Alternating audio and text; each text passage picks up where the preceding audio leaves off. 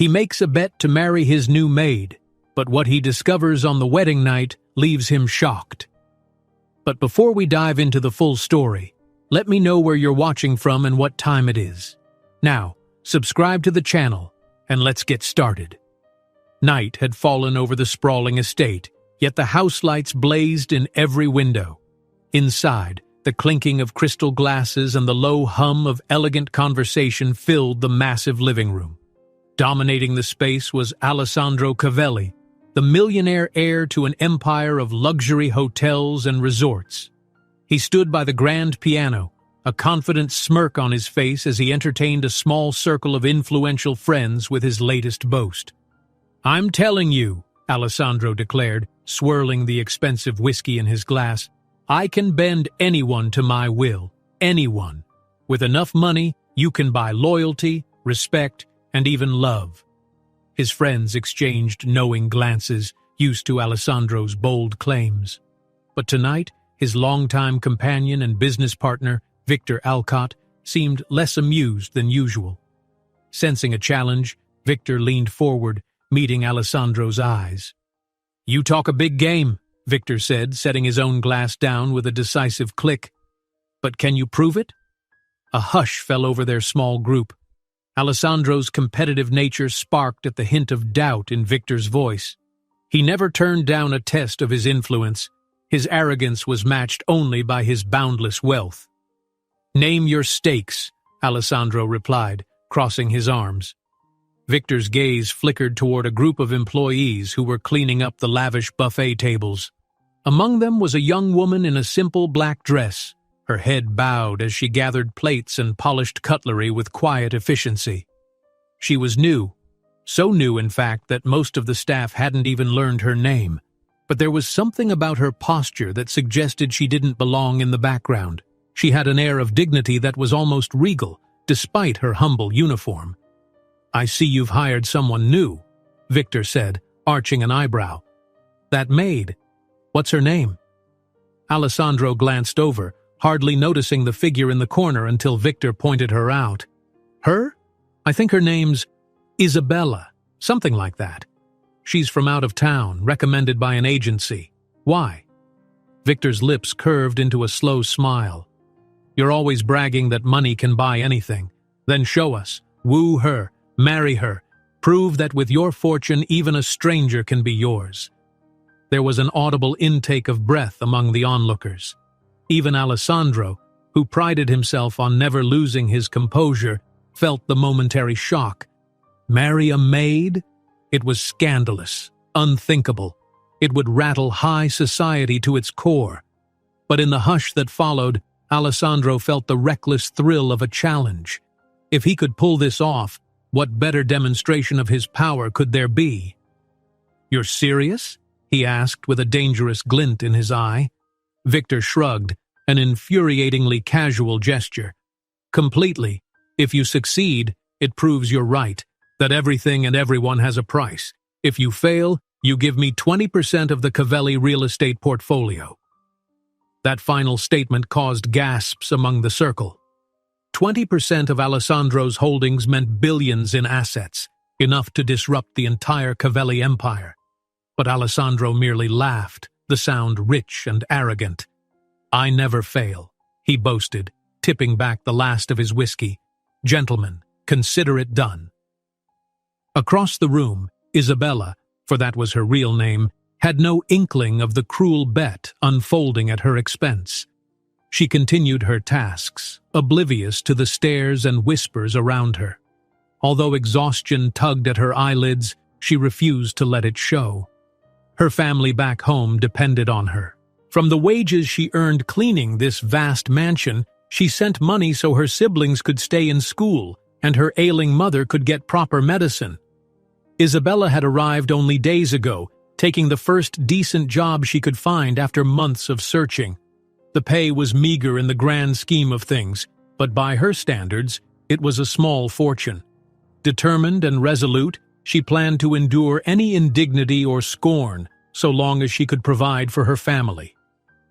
As the party wound down, Alessandro's guests began to trickle out into the night, chauffeured away in sleek cars that lined the circular driveway.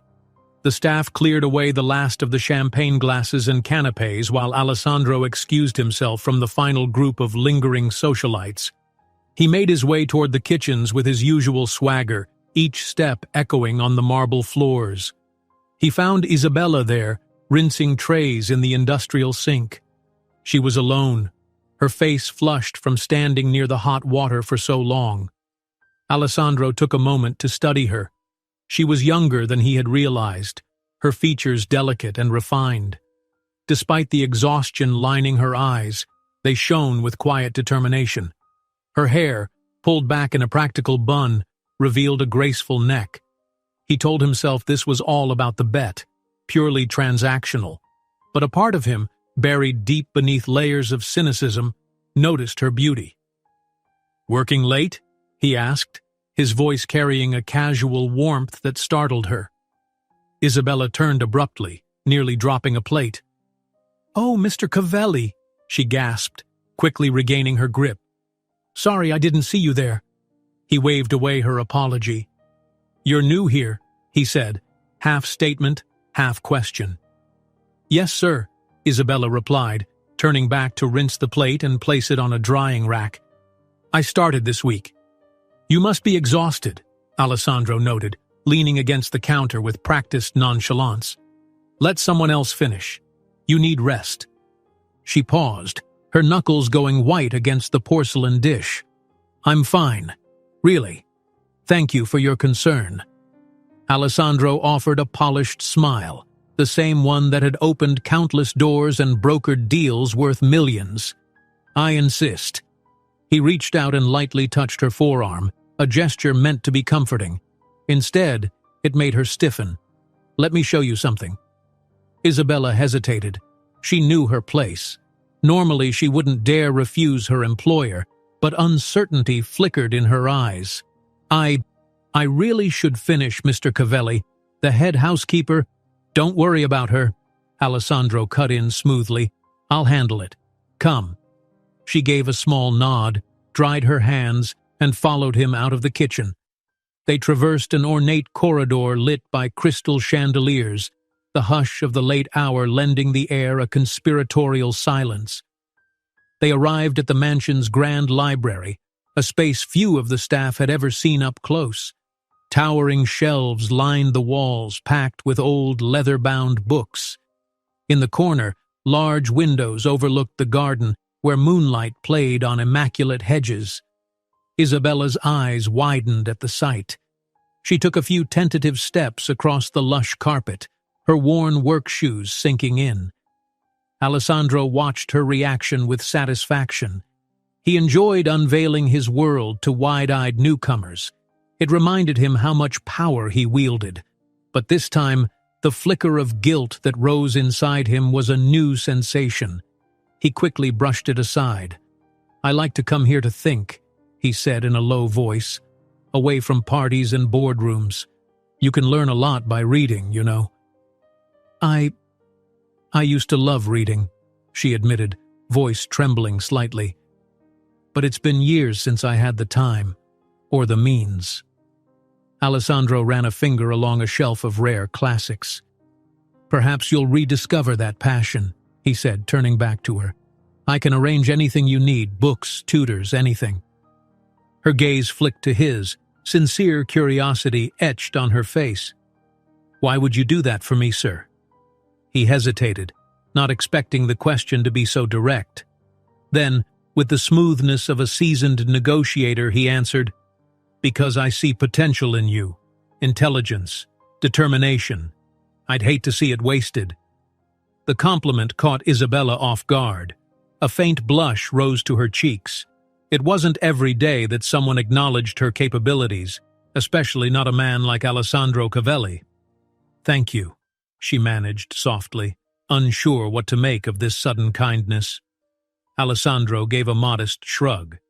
"Just stating a fact," he said, then gestured toward the hallway. "It's late. I'll have someone escort you to your quarters. Tomorrow, let's talk more. I have ideas." With that, he slipped back into the corridor, his footsteps fading as he left her alone in the grand library. Isabella stood amid the silent, watchful books, her heart pounding. For the first time since she took this job, she felt seen, even if she didn't fully understand why. Little did she know that just outside, Alessandro paused by a window, looking out at the moonlit estate. A smile tugged at his lips, not of tenderness, but of triumph. Phase 1 of his new game had begun. In the hush of that mansion, neither he nor Isabella had any inkling of the consequences that awaited them both. Money, secrets, and pride were about to collide in a wager that would define their lives. The following morning dawned bright, with a pale sun lighting up the extensive grounds of the Cavelli estate. It was a cheerful contrast to the somewhat tense undercurrent inside the mansion. From the kitchen staff prepping breakfast for a full household to the gardeners rolling out lawn equipment, everyone sensed a shift in the air, though few could name it. Isabella awoke in a modest room at the far end of the staff quarters. Unlike the mansion's grand suites, her accommodations were little more than a small bedroom with a narrow bed, a wooden chair, and one dusty window overlooking a side courtyard. The bed creaked as she sat up, rubbing the last vestiges of sleep from her eyes. She'd gone to bed the previous night replaying Alessandro's unexpected kindness in her mind, how he'd pulled her away from work, shown her the library, and spoken of future ideas. Part of her was suspicious. What would a man of his station possibly want with her besides someone to serve him? And yet another part felt oddly flattered. For so long, her life had been reduced to mere survival, scraping together enough money for her family, moving from one job to another, always on edge. Perhaps this was just a rare moment of courtesy, a flicker of genuine generosity in a world where she had rarely encountered any. Either way, she didn't have the luxury to dwell too long on her feelings. She had a job to do. Sliding into her black uniform, a second-hand piece pressed carefully to look presentable, she hurried to the kitchen. Downstairs, the scent of fresh coffee and warm pastries filled the air. Other maids and butlers flitted about. The head housekeeper, a stern woman named Sophie, was barking instructions. "You two, handle the second-floor corridors. You, cover the dining hall. And you—" Her eyes settled on Isabella. "You're in the front foyer today. Mr. Cavelli wants the marble polished and I expect it done by noon. Understood?" Isabella nodded. "Yes, ma'am." "And watch your timing," Sophie added brusquely. "No mistakes." Isabella merely bowed her head. She was used to short-tempered superiors, an ever-present hazard in domestic work. Besides, she had no intention of letting anyone down, least of all herself. She gathered a bucket, cleaning solutions and cloths before heading to the foyer. It was a sweeping space, practically a ballroom in its own right. The grand staircase curved upward in a graceful arc, and elaborate crystal chandeliers shimmered overhead. Tall windows let in the morning light, illuminating the patterned marble floor that she was expected to polish until it gleamed. Isabella knelt, wetting a cloth and beginning the slow process of wiping and buffing each tile. The repetitiveness of the task offered her a strange solace. Her mind wandered to her family, picturing her mother's face the last time they spoke on the phone. The medicine was expensive, the house needed repairs. There was never enough money. Isabella closed her eyes for a moment. She was here to fix that. A better paycheck. A chance to send money home. A chance, maybe, for a more secure future. She was so focused that she didn't notice Alessandro watching from the landing above, leaning casually over the banister. He had come downstairs intending to leave for a scheduled meeting, but instead paused when he caught sight of her. Dressed in an impeccably tailored suit, hair styled back, he cut a striking figure. Yet there was a thoughtful expression on his face, as if weighing his next move. The bet with Victor hovered in his mind, marrying this maid to prove he could. Part of him relished the notion of the challenge. Part of him felt a subtle twinge of discomfort he didn't want to acknowledge. But Alessandro thrived on success. He couldn't back down now, and he refused to lose. "Good morning," he called from the top of the stairs. Isabella started. She quickly stood, wiping her damp hands on her apron. "Good morning, Mr. Cavelli." His gaze swept over the gleaming marble floor. "You've done quite a job already," he remarked.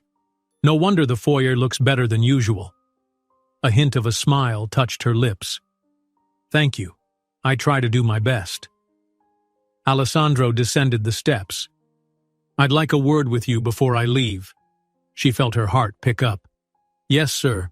Of course."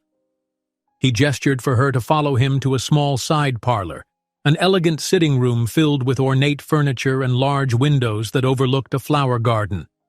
Once inside, Alessandro closed the door softly, turning to face Isabella. "I meant what I said last night," he began, his tone gentle yet measured, "about helping you. You've barely been here a week, but I've been impressed by your work ethic, your grace under pressure." His intense scrutiny made her cheeks burn. "You hardly know me," she managed, trying not to sound too defensive. "Perhaps," he allowed, stepping closer, "but I've observed enough to see you're not just another employee, and I have ways, resources, to make life easier for you, if you'll let me. Extra pay, opportunities to learn, maybe even travel." Isabella stiffened slightly. There was something in his voice that hinted at strings attached. She'd learned the hard way never to accept offers blindly. "That sounds generous," she said carefully, "but I'm not sure I understand why you'd do that for me." Alessandro put on a disarming smile. "Let's just say I believe in investing in people who show potential. And you, my dear, have potential. Let me sponsor your growth here. We can start with smaller tasks and new responsibilities, see how you handle them. We'll put you in charge of certain events so you can earn more money. I know you send funds home. Wouldn't you like to send more?" She blinked, caught off guard that he knew about her family situation. How much had he investigated? Did he make a habit of prying into employees' private affairs? Unaware of her internal questions, Alessandro pressed on. "I can help, but I want to see how you thrive under a bit of mentorship. Think of this as a unique chance. Not many in your position get it." Her thoughts raced. She desperately needed the money, yes, but something about his manner made her cautious. He was too charming, too sure of himself. Still, could she afford to say no to such an offer? Maybe there was no harm in giving it a try. She could always back out if it felt wrong. "I don't know what to say," she admitted quietly. "I'm grateful, but I'm also unsure." His grin widened, pleased to have piqued her interest. "No need to decide immediately," he said, "but keep it in mind." He glanced at his watch. "I have a meeting with some investors downtown. If you're free later, we can discuss next steps." Before she could reply, he moved to the door, pausing briefly to add, "Oh, and Isabella, call me Alessandro." Her eyes followed him as he left, the door clicking shut behind him. The weight of the conversation settled on her shoulders. She'd come here to be a maid, to earn an honest wage. Now she was being offered special treatment by the heir himself. It felt too good to be true, or maybe just too complicated to be purely altruistic. The day wore on in a blur. Isabella tried to refocus on her tasks, finishing the marble polishing, tidying the grand hall, even helping with the flower arrangements for an upcoming dinner. But her mind kept circling back to Alessandro's proposition. Each time she replayed his words, she became more conflicted. Mid-afternoon found her in the laundry area, folding freshly pressed linens alongside two other maids who chatted animatedly about trivial gossip. They fell silent the moment the conversation turned to Alessandro. It was clear the staff had an unspoken rule: speak well of the master, or not at all. But even in their hush, Isabella sensed curiosity swirling around her. It wouldn't be long before rumors started if she was seen in private meetings with him. Even the head housekeeper, Sophie, gave her suspicious looks whenever their paths crossed. And if Sophie suspected impropriety, she could make life unbearable, or worse, ensure Isabella lost her position. The tension made Isabella's stomach clench. But losing her job was not an option. Her family needed her income. By evening, Alessandro had returned, but she didn't encounter him right away. He was busy in his study, meeting with accountants, or so Sophie told her. Yet a note arrived, delivered by one of the butlers. "Isabella, meet me in the second-floor music room at 8 p.m. It's time we talk." Alessandro. She held the small card in trembling hands. The music room was usually reserved for parties or formal concerts. Why would he pick that spot for a conversation? Perhaps because it was private enough for them to avoid prying eyes, she realized. She finished her chores, anxiety building with each passing moment. Finally, as the clock struck 8, she climbed the sweeping staircase to the second floor. The corridor leading to the music room was lined with paintings of Alessandro's ancestors, powerful men and women whose painted gazes seemed to follow her. It felt as if they were silently judging the maid stepping onto such sacred ground. At the music room's arched doors, she paused to steady herself. Taking a deep breath, she pushed them open. Her eyes immediately landed on Alessandro, standing near a gleaming grand piano. Soft lamplight revealed his contemplative expression. "Good evening," he said softly, motioning for her to come closer. "I apologize for the late hour, but my schedule is chaotic. Thank you for coming." Isabella nodded, hands clasped tightly in front of her. "What did you want to talk about?" He gestured for her to sit on a small upholstered bench near the piano. She obeyed, perched on the edge with palpable nervousness. Alessandro joined her, and for a moment neither spoke. The hush was broken only by the faint hum of the overhead chandelier. "I've been thinking about your situation," he began, turning slightly to face her. "I'd like to propose something more formal, a chance for real growth. You do an exceptional job here, and I believe you're meant for more than cleaning floors." Her heart pounded. "I'm listening," she whispered, almost not trusting her voice. "You'll continue working here, of course," he explained, "but under a different role. I want you to shadow some of my event coordinators. Learn the ropes. That means managing smaller gatherings, organizing details that go into our lavish parties. We host dozens of them every year. If you do well, you'll be promoted, and the salary can be quite comfortable." It sounded almost like a fairy tale. Promotion from maid to event coordinator? The difference in pay alone would be enormous, enough to fully support her family back home. But the voice of caution warned her that nothing came free, especially in places like this. "Why me?" she asked for the second time that day. "There are many who are probably more qualified." He gave her a level stare. "Because I believe in you. Let's just say I have a strong intuition about people, and I'm rarely wrong." For a moment she held his gaze, trying to decipher if there was sincerity behind his confidence. She wanted to believe it, desperately. But the seeds of doubt that had sprouted earlier lingered. "If I accept," she ventured, "what would you expect in return?" Alessandro's smile flickered, and he leaned in slightly.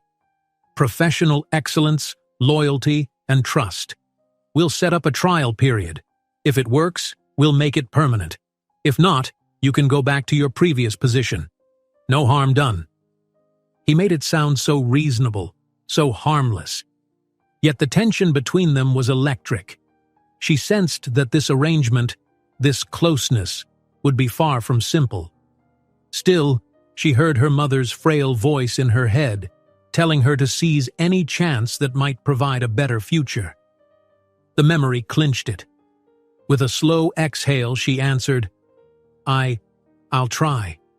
But I want everything written, something official that ensures I won't lose my position or my pay if I fail." Alessandro nodded, evidently satisfied that she was bargaining. "Done. I'll have my legal team draft a quick agreement. You can review it with someone you trust." She blinked, surprised at his willingness. Maybe he truly was the straightforward benefactor he claimed to be, or perhaps he was just this confident that she'd never walk away. They stood, the conversation seemingly settled. Alessandro walked her to the door, and for a brief second, his hand grazed the small of her back. It was an oddly intimate gesture that sent a tremor through her. She stepped aside, careful to maintain composure, and bowed her head politely. "Thank you," she managed, voice barely above a whisper. He nodded in reply. "Rest well, Isabella. Tomorrow your new journey begins." The door closed behind her, leaving her alone in the opulent hallway.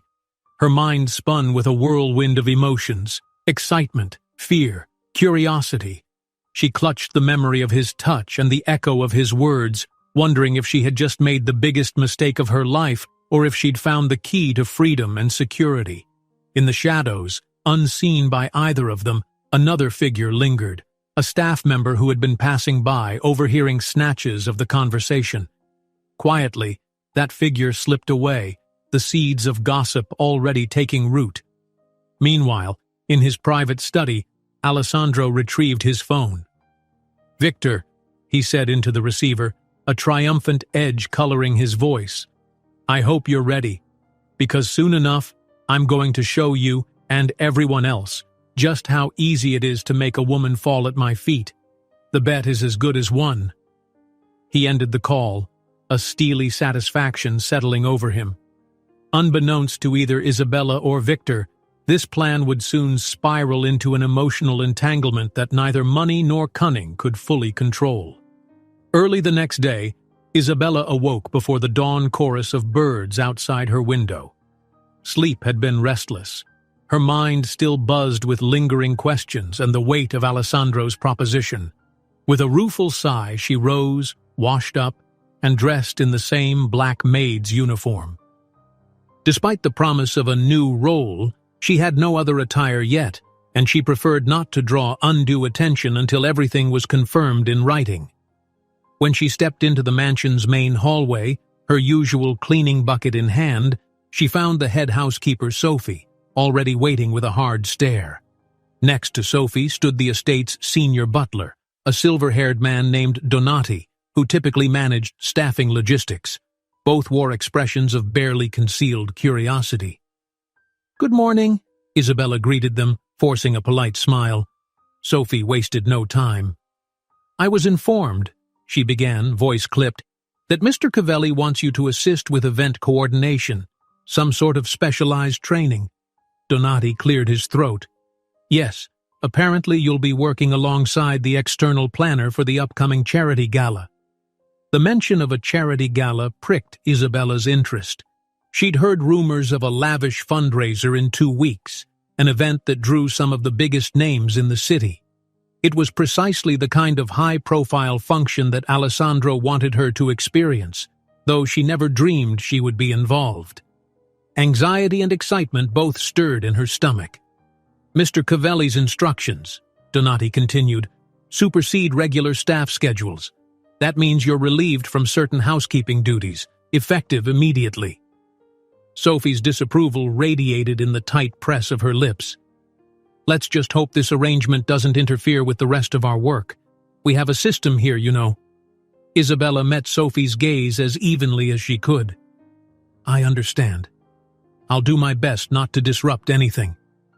Donati handed Isabella a slim folder.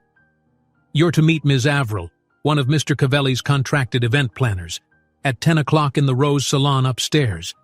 She'll explain your responsibilities." He paused, eyes flickering with something akin to sympathy. "Don't be late."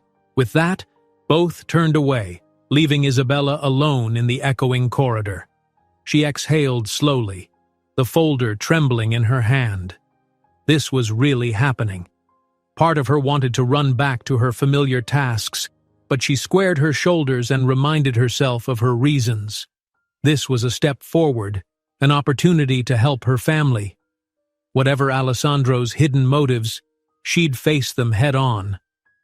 By the time the clock neared 10, she had done a few light chores, mostly tidying the first-floor lounge, then ascended the grand staircase toward the Rose Salon. It was a smaller sitting room next to the music chamber, adorned with pale pink wallpaper, plush rose-colored chairs, and vases of fresh-cut flowers on mirrored tables. The entire effect was refined and faintly perfumed. A tall, elegant woman stood by the window, glancing outside at the sweeping lawns.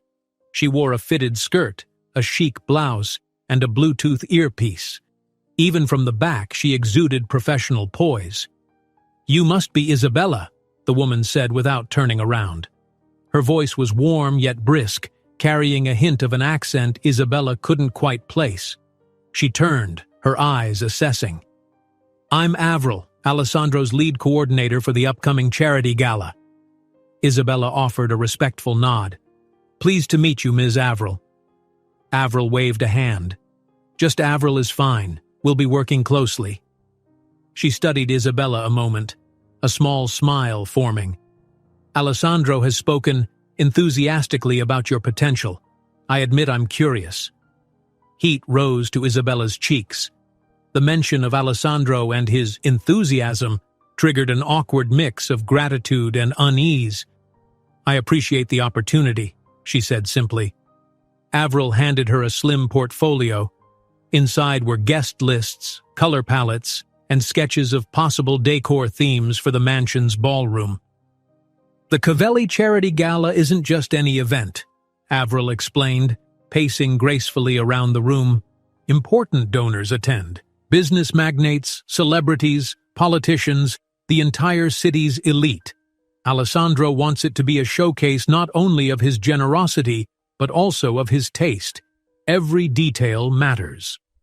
Isabella flipped through the materials, overwhelmed by the sheer scale. Floral arrangements from overseas suppliers, a caterer with a Michelin-starred reputation, custom lighting rigs. "I've never planned anything this big," she admitted softly. "That's why I'm here," Avril replied, her tone encouraging. "Your job is to assist me. You'll track certain logistics, handle smaller vendor communications, and coordinate with the mansion's staff to ensure everything runs smoothly. Essentially, you're my right hand for all on-site tasks." Isabella nodded, her chest tightening with nerves. "I'll do my best," she said, her voice barely above a whisper. Avril's smile widened. "Good, then let's get started." For the next hour, Isabella followed Avril through the estate, from the marble-floored ballroom to the expansive gardens where an outdoor cocktail hour was planned. They discussed seating arrangements, power outlets for the band, security protocols for VIP guests, and countless other minutiae. Avril was patient but precise, expecting Isabella to take diligent notes, ask questions, and keep up with her brisk pace. By midday, Isabella's head spun with newfound responsibilities. Yet despite the initial overwhelm, she felt a tiny spark of excitement. This was a world she'd never imagined she could access, the realm of refined dinners, glittering fundraisers, and high society gatherings. And, though she hated to admit it, part of her was curious to see Alessandro in that environment, how he charmed donors, how he thrived in the spotlight. As if on cue, Alessandro arrived in the ballroom midway through Avril's explanations about centerpiece options. He wore a tailored navy suit that emphasized his commanding presence, and as soon as he spotted Isabella, a subtle grin touched his lips. "Well, well," he drawled, tucking his hands into his pockets. "You two look busy." Avril turned. "Ah, Alessandro, perfect timing. I was just about to ask if you had any updates on the final guest list." He nodded. "I have a meeting with some potential sponsors this afternoon. Once that's settled, I'll confirm the additions. Let's plan to finalize invitations by the weekend." "Understood," Avril said, making a note on her tablet. "And you'll need to sign off on those changes to the cocktail menu." Alessandro flashed a light-hearted eye roll. Yes, I'll handle it." Then he shifted his attention to Isabella. "How's the crash course going?" Isabella held his gaze as evenly as she could. "It's intense," she confessed, "but I'm learning." "That's what I like to hear," he said, stepping closer. "Avril, I'll borrow Isabella for a quick chat. We won't be long." Avril, perceptive and unruffled, simply nodded. "She's all yours. Just bring her back soon. We have a long to-do list." Alessandro gently guided Isabella toward a side alcove near the towering windows. The sunlight filtering through the glass highlighted every luxurious detail of the mansion's architecture, and also the tremor of uncertainty in Isabella's posture. "So, you've jumped in," he said softly, scanning her face. "Any second thoughts?" She hesitated. "Not really second thoughts, but it's a lot to take in. I'm grateful for this opportunity, truly. I just hope I won't let you down." He offered a surprisingly gentle smile. "I have no doubt you'll succeed. But remember, I'm here if you need anything. Advice, resources, or even just a listening ear." Her chest clenched a bit. The way he spoke almost felt sincere. Almost. She gave a small nod. "Thank you," she said, her voice faint. He studied her for a moment, and in those few seconds, Isabella sensed a flicker of something genuine crossing his features, an empathy that didn't fit neatly into the narrative of a man fulfilling a cold-hearted bet. But the flicker vanished as quickly as it arrived. Clearing his throat, Alessandro straightened. "Good. Then keep doing what you're doing. Avril's one of the best. You'll learn a lot from her. And who knows, this could be the start of a brand new path for you."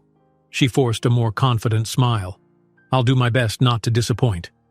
He nodded, as though her assurance was precisely what he needed. Then he stepped back. "I'll let you get on with it.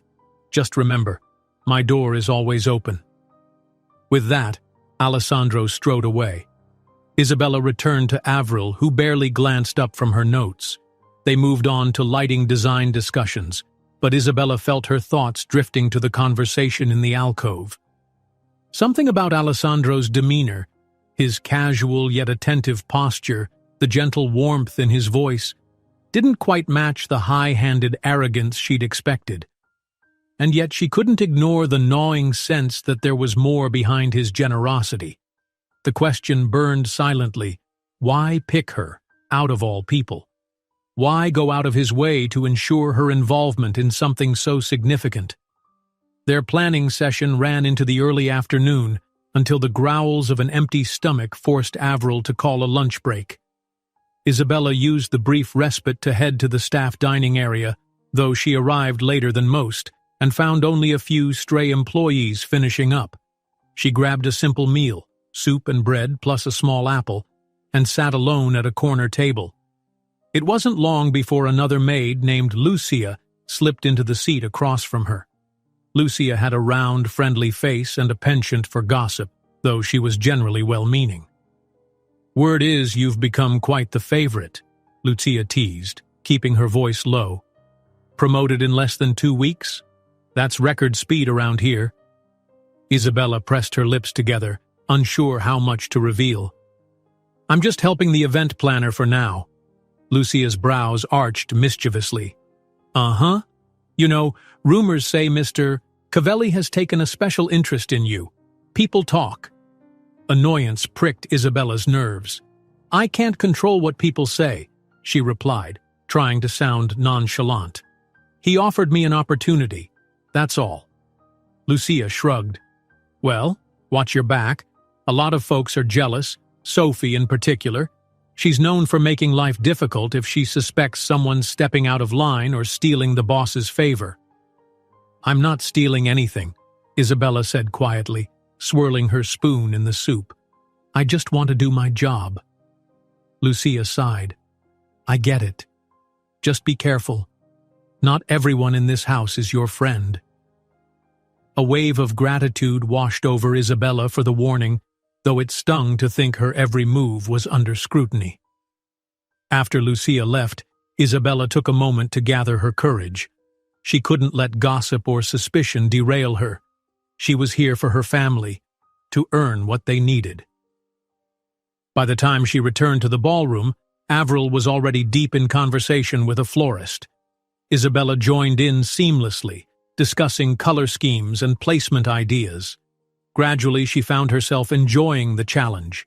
The swirl of creative decisions, flowers, table linens, lighting, felt like a puzzle, and she had a knack for solving each piece. Around 4 in the afternoon, Alessandro reappeared briefly, introducing two potential sponsors to Avril. He caught Isabella's eye and gave her a private smile as if to say, "Keep going, I see you." She felt an odd flutter in her chest, which she stubbornly ignored. The rest of the day passed in a whirl.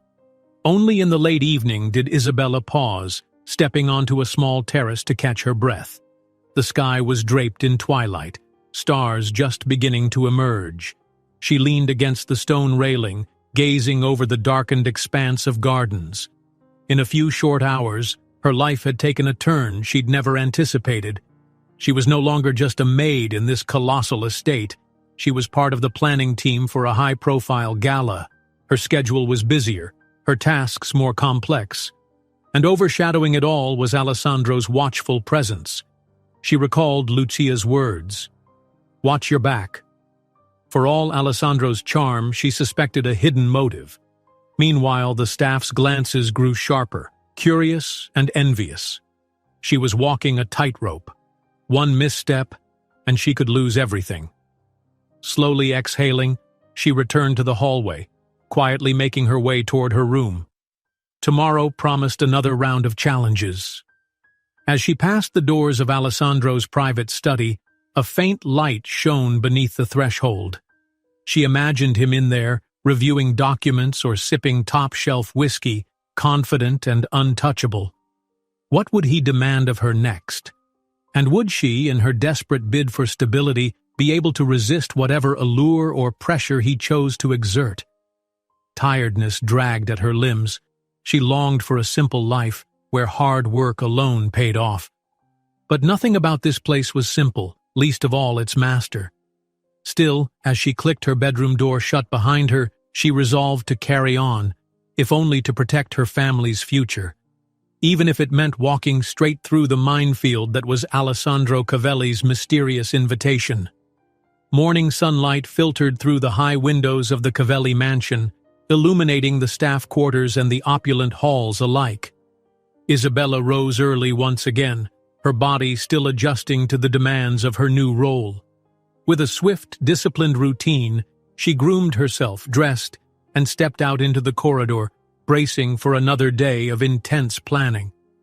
She was meant to meet Avril in the ballroom at 9 for a rundown of new design proposals. But first, Isabella headed downstairs to check on any messages or last-minute instructions. In the foyer, she encountered Donati, the senior butler, who offered her a measured nod.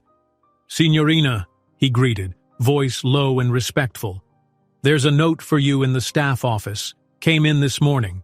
She thanked him, heart fluttering with mild apprehension. Notes and instructions had become a routine part of her days here, yet each one still brought a slight twist of nerves.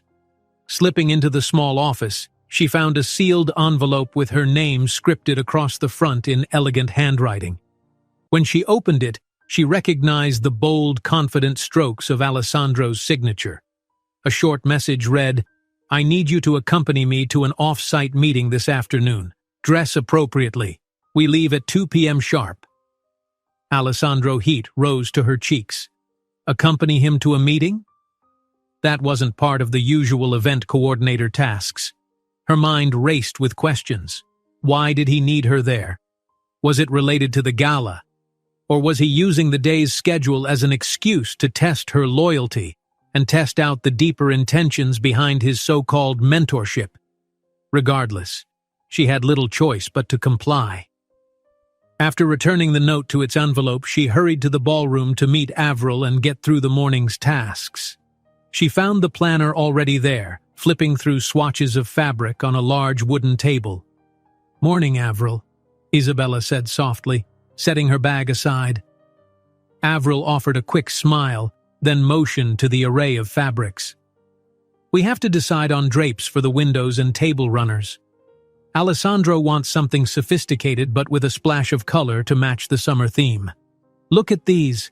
Tell me which you prefer." Isabella stepped closer, examining the swatches. Despite the anxiety still flickering in her stomach from Alessandro's note, she found herself enjoying the small, creative moment. She ran her fingers over a deep turquoise satin and a pale gold brocade. "I like the contrast of the gold with the turquoise accent," she said. "It feels elegant yet vibrant." Avril arched an eyebrow, impressed. "You have a good eye. That's almost exactly what I was leaning toward." They continued matching patterns and linens, finalizing a look that balanced modern sophistication with old-world opulence, mirroring Alessandro's brand. Soon, a courier arrived with sample centerpieces from the florist. Isabella helped inspect the arrangements, gently touching the petals of rare blooms flown in from overseas. "You really do have a knack for this," Avril remarked, stepping back to admire the display. "Where did you learn about colors and design?" A hesitant smile curved Isabella's lips. "I haven't, formally. My mother used to arrange flowers at our church events back home. I helped her sometimes. I guess I picked up a few things." Avril nodded thoughtfully. "Well, keep trusting those instincts." They worked at a brisk pace, discussing everything from place settings to the order of speeches for the gala. Guests would include influential philanthropists and city officials, plus business partners of Alessandro's from around the globe. The complexity of it all boggled Isabella's mind, but she persisted, taking notes and double-checking details with steady diligence. At around noon, Avril's phone buzzed. After a brief conversation in hushed tones, she looked to Isabella with an apologetic smile. "I'm afraid I have an urgent matter downtown. One of the caterers botched a separate event, and I need to straighten things out. Can you handle double-checking the newly arrived linens with the housekeeping staff?" Isabella agreed, though inwardly she tensed. Coordinating with housekeeping meant dealing with Sophie, who'd been openly skeptical of her promotion. Still, Isabella refused to shy away. She reminded herself that she was just doing her job. "Absolutely," she answered. "I'll get it done. Safe trip, Avril." Once Avril departed, Isabella gathered the boxes of linens, passing from the ballroom into the back corridors. She located Sophie near the laundry section where staff pressed fresh sheets and uniforms. Clutching her notepad, Isabella approached with quiet confidence. "Sophie," she began politely, "I have the new linens for the gala. We need to count them and ensure they're stored properly until the event. Could you have a couple of the maids assist me?" Sophie turned, her brow furrowed. Why was this not handled by the event planner herself? "Avril was called away unexpectedly," Isabella explained. "She asked me to take care of it." Silence hung in the air for a moment. Sophie gave a stiff nod, then signaled 2 maids to follow Isabella. They spent the next half hour opening boxes, matching item counts to invoices, and inspecting fabric quality. Every so often, Isabella sensed Sophie's watchful stare from across the room. The housekeeper said nothing outright, but her eyes spoke volumes, torn between suspicion and begrudging respect at seeing Isabella competently handle the task. Isabella did her best to stay calm, methodically checking each label and ensuring everything was in order. By the time they finished, the clock was nearing 1:30. Isabella's stomach rumbled, reminding her she hadn't eaten lunch yet. More pressing than food, however, was Alessandro's directive. "We leave at 2 p.m. sharp." She hurried back to her room where she rummaged for something appropriate to wear. That was easier said than done. Aside from her maid uniforms, her wardrobe was painfully sparse, simple blouses and skirts that fit a working-class budget. She selected her nicest blouse, a soft cream color, and paired it with a modest navy skirt. Checking her reflection in the tiny mirror above the dresser, she worried it might be too plain, but there was no time to dwell on it. At exactly 1:55, she descended to the mansion's front foyer, where Alessandro's personal driver, a man named Pierre, waited beside a sleek black car. Alessandro himself appeared just minutes later, immaculate in a charcoal gray suit and carrying a slim leather briefcase. He surveyed her outfit with a thoughtful glance. "You look lovely," he said, voice low enough not to echo. Then, gesturing for her to follow, he opened the passenger door. "Shall we?" She got in, heart thudding. The interior smelled of fine leather and cologne. Alessandro slid in beside her, giving a quick nod to Pierre through the partition. The car glided off the estate grounds, moving smoothly onto a well-paved road lined with towering trees. "Thank you for agreeing to come," Alessandro said as they passed through the imposing gates. "I have a meeting with a potential sponsor for the gala, an investor who's, well, let's say he's reluctant to finalize anything without seeing how committed we are to social causes." Isabella's brows knitted in confusion. "And my role in this meeting?" Alessandro drummed his fingers lightly on the briefcase. "I want you to speak about your perspective on the charity's impact. It'll help convince him we're genuinely supporting important causes, not just throwing a party for publicity." She swallowed. "I'm not sure I'm the right person for that. I don't know the charity in detail yet." He gave a reassuring nod. "You know enough to speak from the heart, and that's what he needs to hear.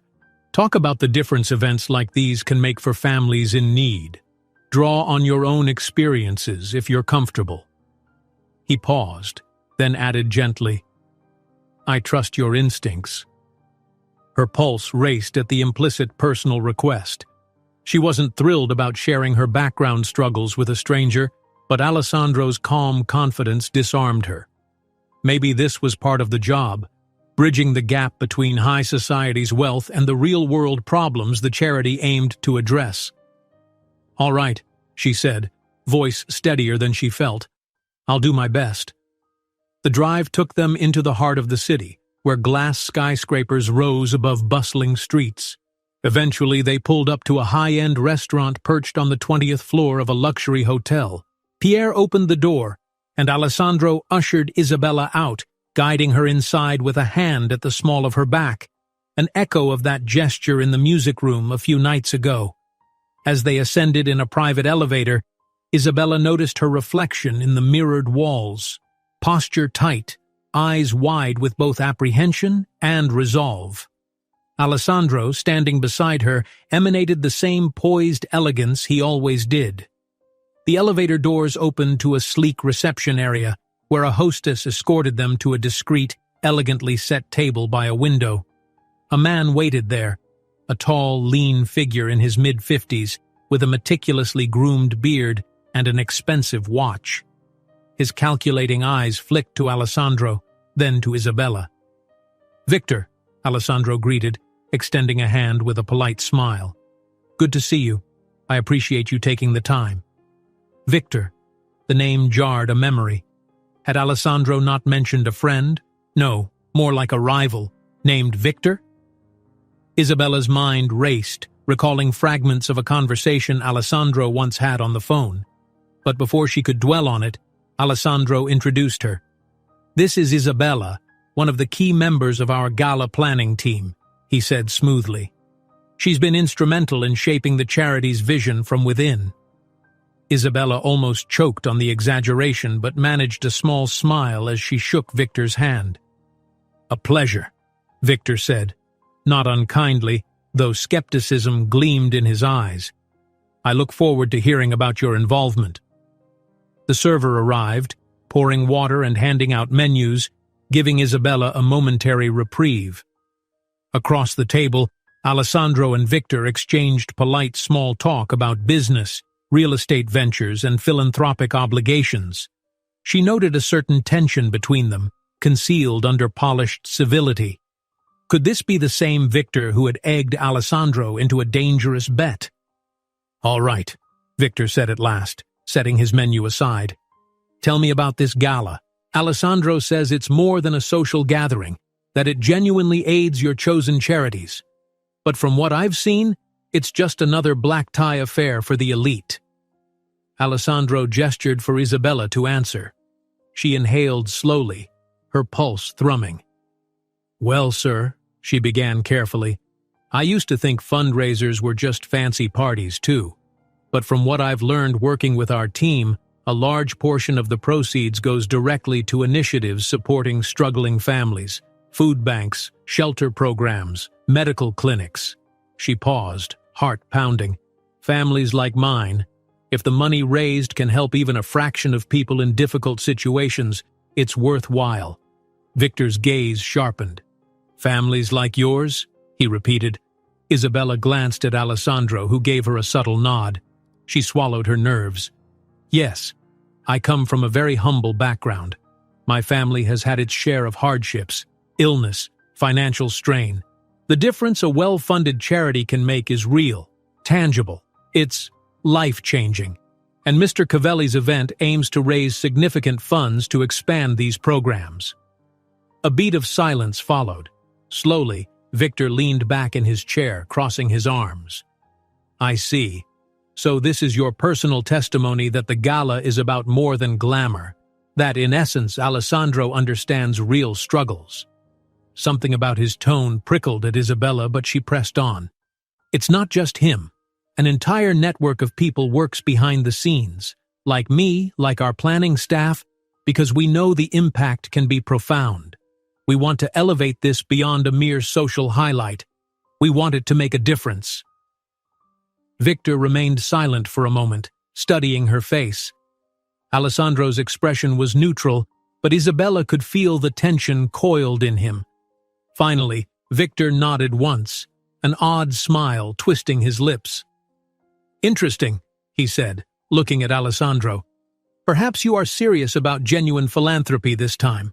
I'll consider finalizing the sponsorship. A flicker of triumph crossed Alessandro's face. I appreciate that, Victor. The conversation continued with more practical details about donation tiers and event branding. As they spoke, Isabella felt a mix of relief and a curious sense of unease. Victor's questions were pointed, almost probing Alessandro's intentions, and hers. After they finished and stepped back into the elevator, Alessandro turned to Isabella. You did well, he murmured. I think you convinced him. She tried to read his eyes, but he'd already looked away, as if lost in thought. Had she truly helped the cause, or was this just another step in Alessandro's elaborate power play with Victor? She couldn't shake the suspicion that something else was at work. Descending 20 floors, Isabella wondered whether she'd just proven her worth to Alessandro's philanthropic facade, or unwittingly played a part in a private bet that had little to do with genuine charity. The city lights outside the glass elevator sparkled like 1,000 silent witnesses, offering no answers. They left the building, sliding back into the waiting car.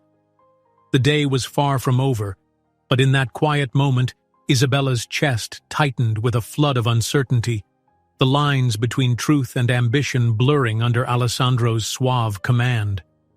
They arrived back at the Cavelli mansion late in the afternoon. By then, the sun was low in the sky, casting warm golden light across the manicured gardens.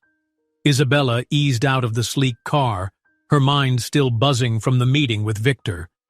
Alessandro followed, offering a polite nod to the driver before they stepped into the quiet foyer.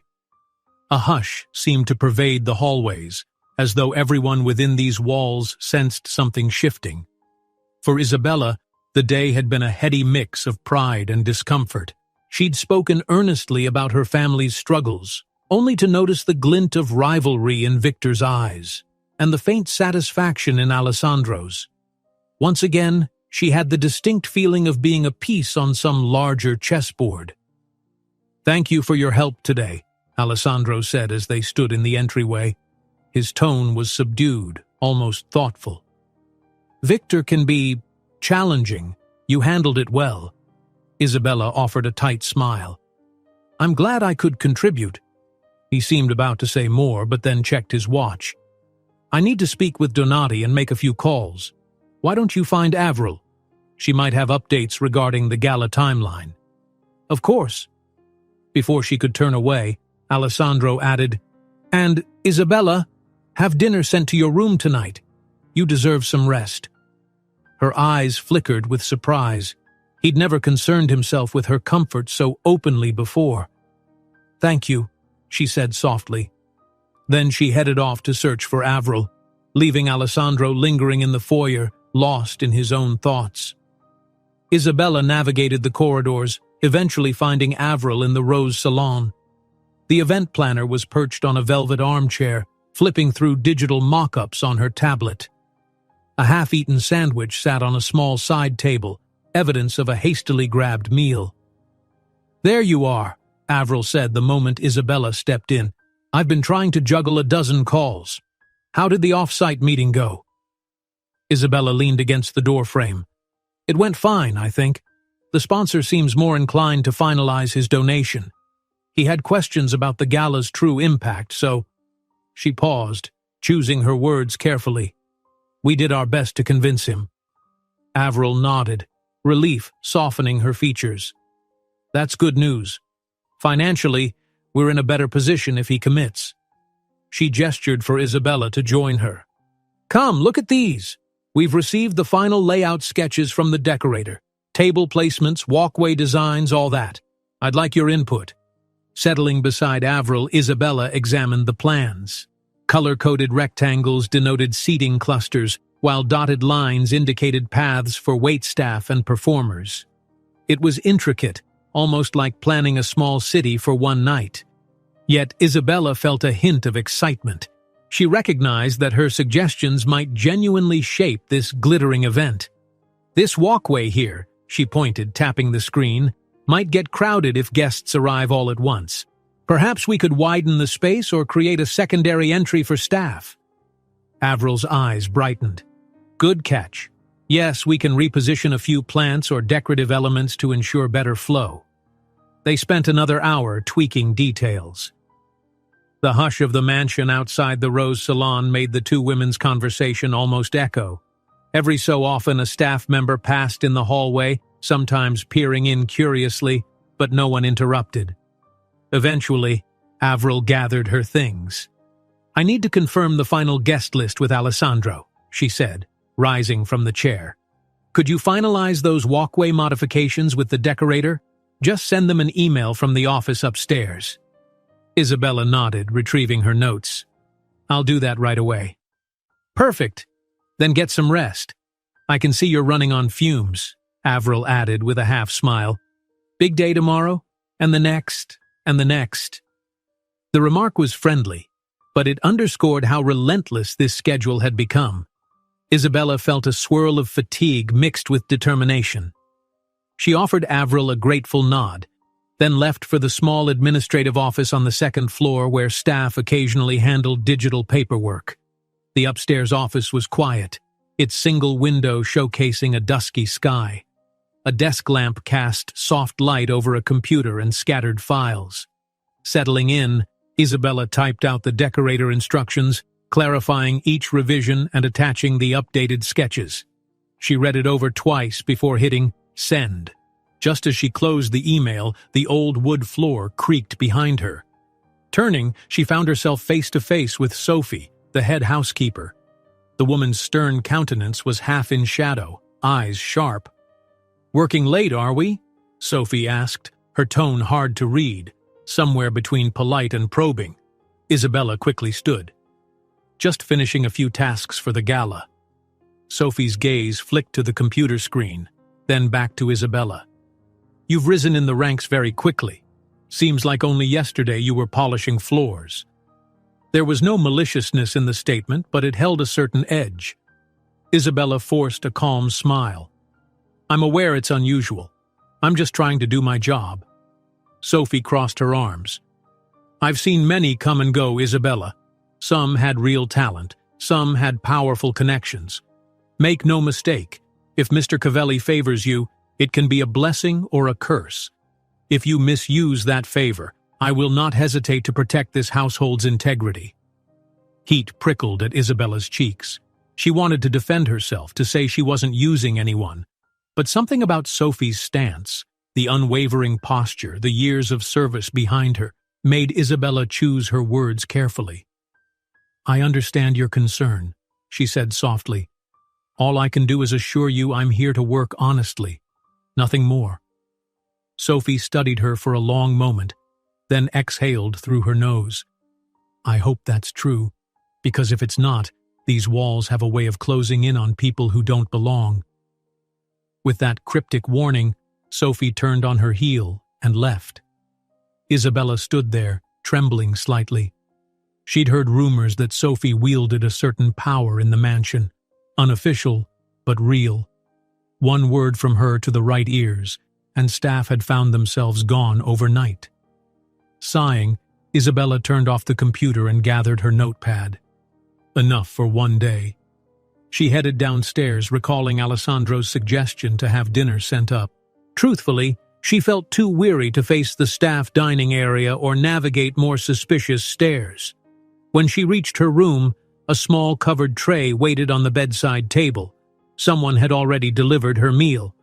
Lifting the lid, she discovered a simple yet comforting spread, a small bowl of soup, fresh bread, and a piece of fruit. Exhaustion weighed on her bones as she settled onto the edge of the bed to eat. Between bites, her mind drifted to the meeting with Victor, the tension between him and Alessandro, and the swirl of rumors in the mansion. How did she fit into it all? And was Alessandro's concern for her well-being, the special tasks, the polite dinner arrangement, truly genuine? She recalled the flicker of triumph in his eyes whenever Victor's name arose, and it nagged at her.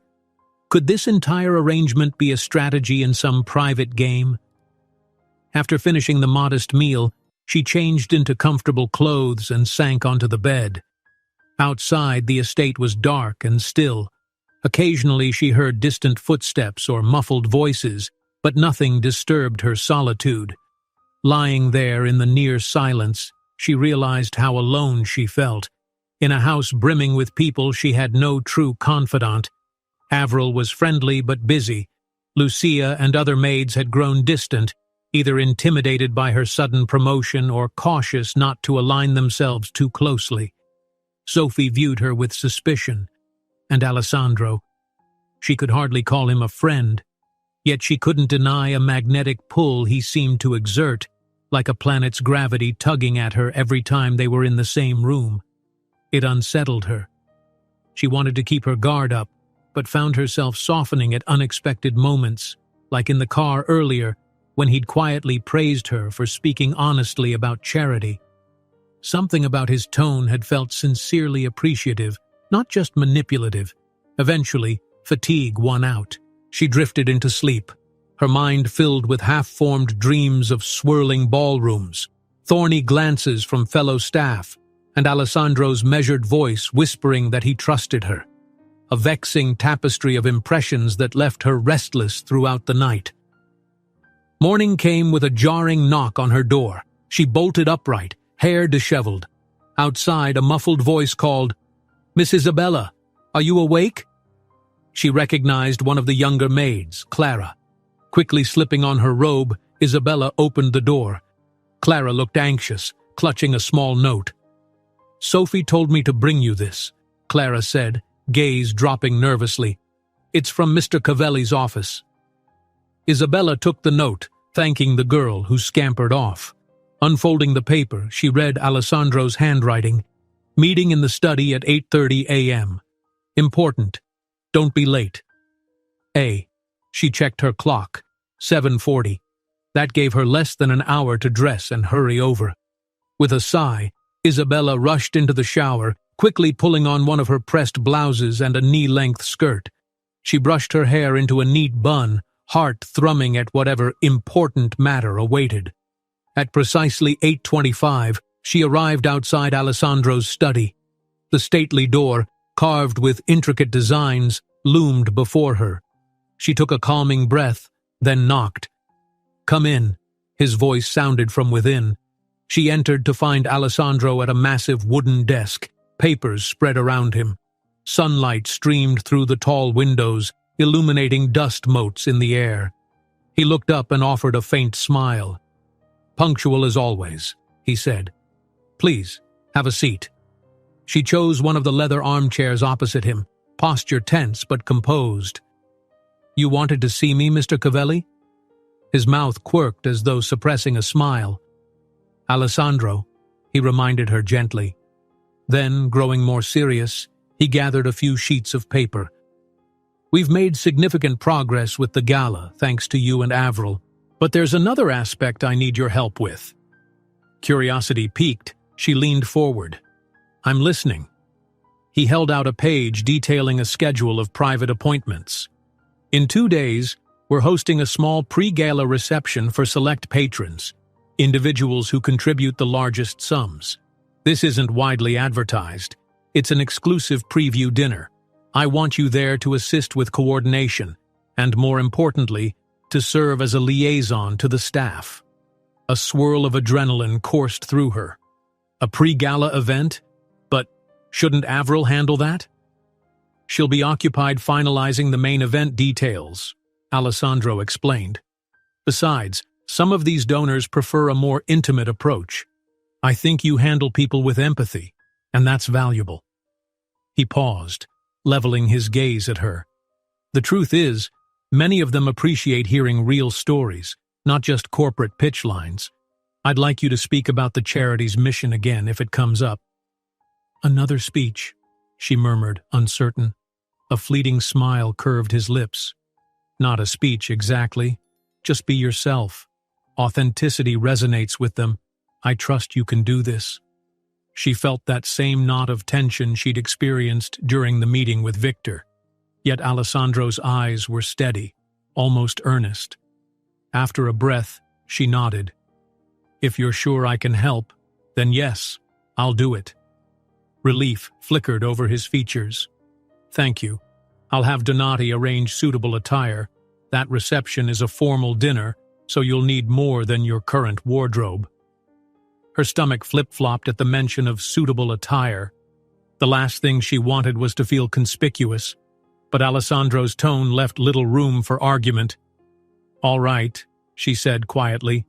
He slid a second document across the desk. This outlines the guest list, the menu, and the format. Review it, coordinate with the kitchen staff about timing, and confirm table settings with the butler's team. I want everything flawless. Isabella scanned the paper, noticing a handful of high-profile names. This smaller group included billionaires, political figures, and philanthropic celebrities. The magnitude of it rattled her. But she clutched the document, forcing confidence into her voice. I won't let you down. For a moment, Alessandro merely observed her, his expression inscrutable. I know, he finally said, his voice low.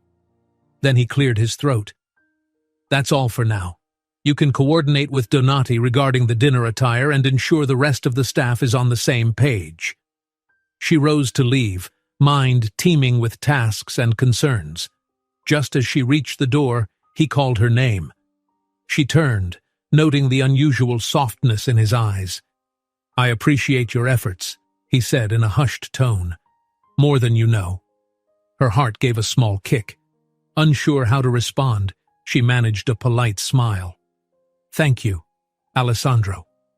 She slipped into the hallway, the door clicking shut behind her. The hush of the corridor felt heavier now, loaded with swirling emotions she couldn't neatly define. Her involvement with these hush-hush gatherings, the unexplained tension with Victor, the unwavering watchfulness of Sophie, it all felt like stepping deeper into a labyrinth. Outside the nearest window, the sun shone brightly on the estate's gardens, but inside, Isabella felt caught in half-shadow. Part of her recognized how deeply she was entangled in Alessandro's affairs, and part of her couldn't deny the faint glow of anticipation each time she caught a glimpse of genuine warmth in his demeanor. Whatever lay ahead for the pre-gala reception and the gala itself, one thing was certain: there was no turning back. She was on a path that demanded every bit of her composure, skill, and vigilance. Whether Alessandro's intentions were purely philanthropic or steeped in private motives, she was now essential to his plan. And with each day she inched closer to discovering the true cost of his trust. 2 days felt like a heartbeat within the frantic bustle of the Cavelli mansion. Each morning brought a fresh whirlwind of tasks, from finalizing seating plans for the upcoming pre-gala reception to double-checking last-minute details for the main event. Isabella threw herself into the work, trying to ignore the undercurrent of nerves thrumming through her. The exclusive dinner for top-tier donors was set to begin just after sunset. All day, specialized cleaning crews polished the marble floors to a mirror sheen, while florists arranged exotic blossoms in tall vases along the corridors. Caterers came in and out, setting up tasting stations and finalizing an exquisite menu that featured everything from truffle-infused appetizers to handcrafted desserts. Amid the whirlwind, Isabella coordinated with Donati to secure the promised, appropriate attire. True to Alessandro's word, a garment bag arrived that morning from an upscale boutique downtown. She took it discreetly to her room, uncertain what to expect. With a trembling hand, she unzipped it to reveal a sleek, floor-length gown in a rich midnight blue fabric that shimmered under the light. It was elegant, but not ostentatious, perfectly tailored to her figure. Someone, presumably Donati, had gotten her measurements exactly right. A mix of awe and apprehension coursed through her. She had never worn anything so fine in her life. While she appreciated the gesture, she worried how the rest of the staff would perceive her transformation from maid uniform to such an extravagant ensemble. Would they resent her further, or suspect ulterior motives? She couldn't linger on that for too long. There was much to do before the dinner began. The entire morning she darted between the kitchen and the dining hall, confirming timing with the chef, ensuring table decorations were placed exactly as Alessandro dictated. In the afternoon, she rehearsed a quick run-through with the butlers and waiters, verifying where each donor would sit and how the courses would flow. By mid-afternoon, Sophie cornered her near the main kitchen. The older woman's expression was guarded, arms folded tight across her chest. "I heard you're attending the dinner, not serving it," she commented.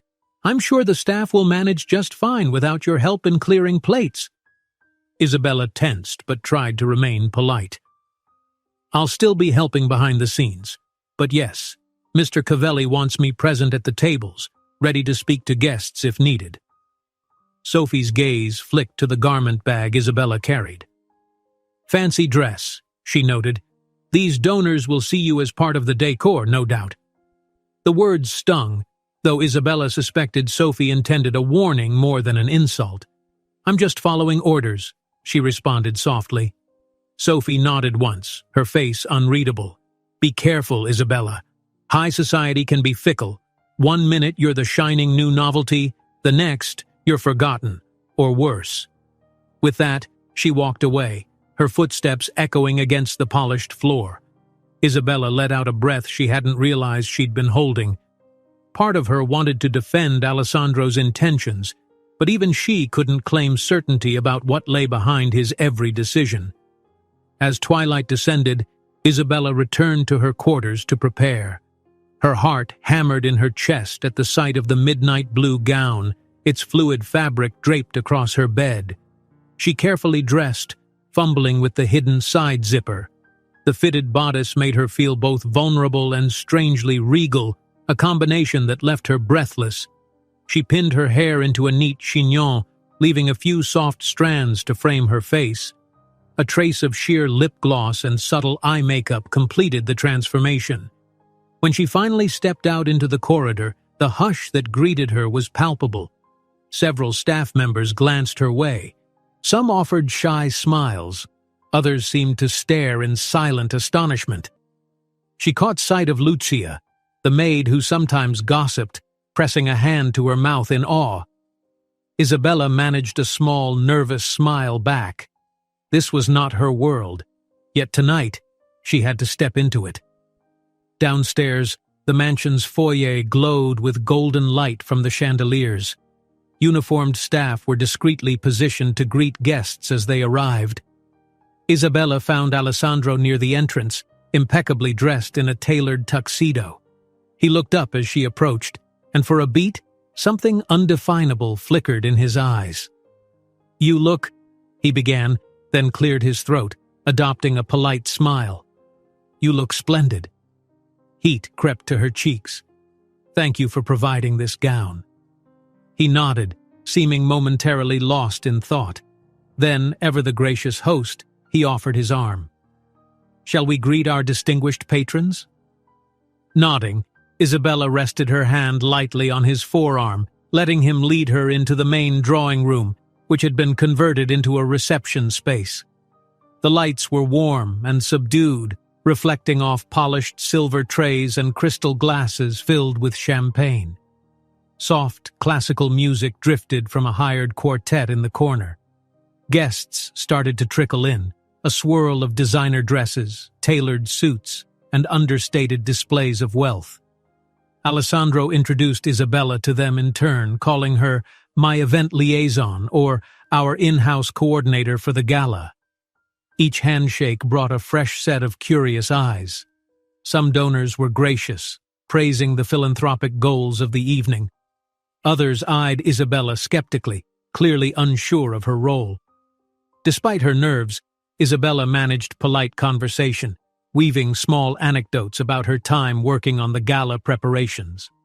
Occasionally, Alessandro chimed in with a light-hearted remark, smoothly guiding the conversation toward charitable outcomes. She began to see how he navigated these circles, with an effortless charm that balanced flattery and confidence. It was a far cry from the aloof arrogance she'd once assumed he embodied. By the time they moved to the dining hall for the sit-down dinner, Isabella's cheeks ached from smiling.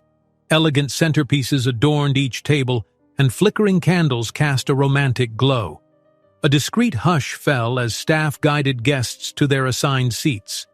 Alessandro escorted Isabella to a seat near the front, at a smaller table reserved for a handful of key supporters.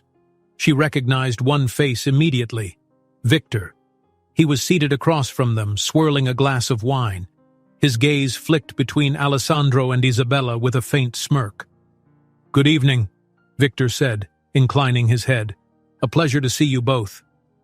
"Victor," Alessandro replied, matching the cordial tone. "I trust you're ready for a delightful evening." Victor's lips curved. "Always, though I must say, I'm particularly curious about our hostess's involvement." His eyes settled on Isabella, making her stomach clench. Alessandro offered a benign smile, placing a hand lightly on Isabella's chair. "She's been instrumental in shaping many aspects of tonight's event. I'd be lost without her." Isabella silently sipped from her water glass, feeling an undercurrent of tension. There was a disquieting gleam in Victor's eyes, as though he delighted in the subtle game unfolding. She reminded herself to remain composed. As the first course arrived, delicate amuse-bouches, Isabella engaged in polite conversation with a dignified older couple next to her. They asked questions about the chosen charities, how the funds would be dispersed, and the expected outcomes. She answered as best she could, focusing on the sincerity of the cause. Each moment she spoke about families in need, she felt a renewed sense of purpose. The recollection of her own family's hardships lent her words a quiet conviction that seemed to resonate. Alessandro observed her from across the table, occasionally leaning in to add remarks or clarify financial aspects for the donors. At times, when she glanced his way, she found his gaze lingering, filled with something akin to pride. It sent an unexpected warmth through her, though she cautioned herself not to read too much into it. Midway through the main course, an exquisitely prepared fish dish, Victor leaned toward Isabella. "So, my dear, tell me, what motivates someone like you to invest so fully in philanthropic events? You could have contented yourself with simpler tasks in the household, yes?"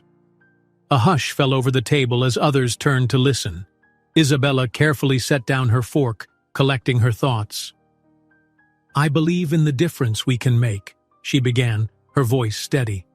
"Growing up, I saw how just a bit of help could change someone's life trajectory. Maybe it was school supplies for a sibling, or medicine for an ailing parent. When I realized this gala can multiply that kind of help on a bigger scale, well, it's hard not to be motivated." Victor nodded, though a faintly sardonic glint lit his eyes. "Commendable indeed. And your new position. Are you comfortable navigating these circles? The glitz and glamour? The elite guests? It's quite a leap from polishing floors." She bristled inwardly but kept her composure. "I'm aware of the differences, but the aim is still the same, making sure all the details line up so we can support the people who need it. That doesn't change, no matter how grand the setting is." Alessandro spoke up then, a gentle note of defense in his tone. "Isabella's done exceptionally well, and tonight's turnout speaks for itself.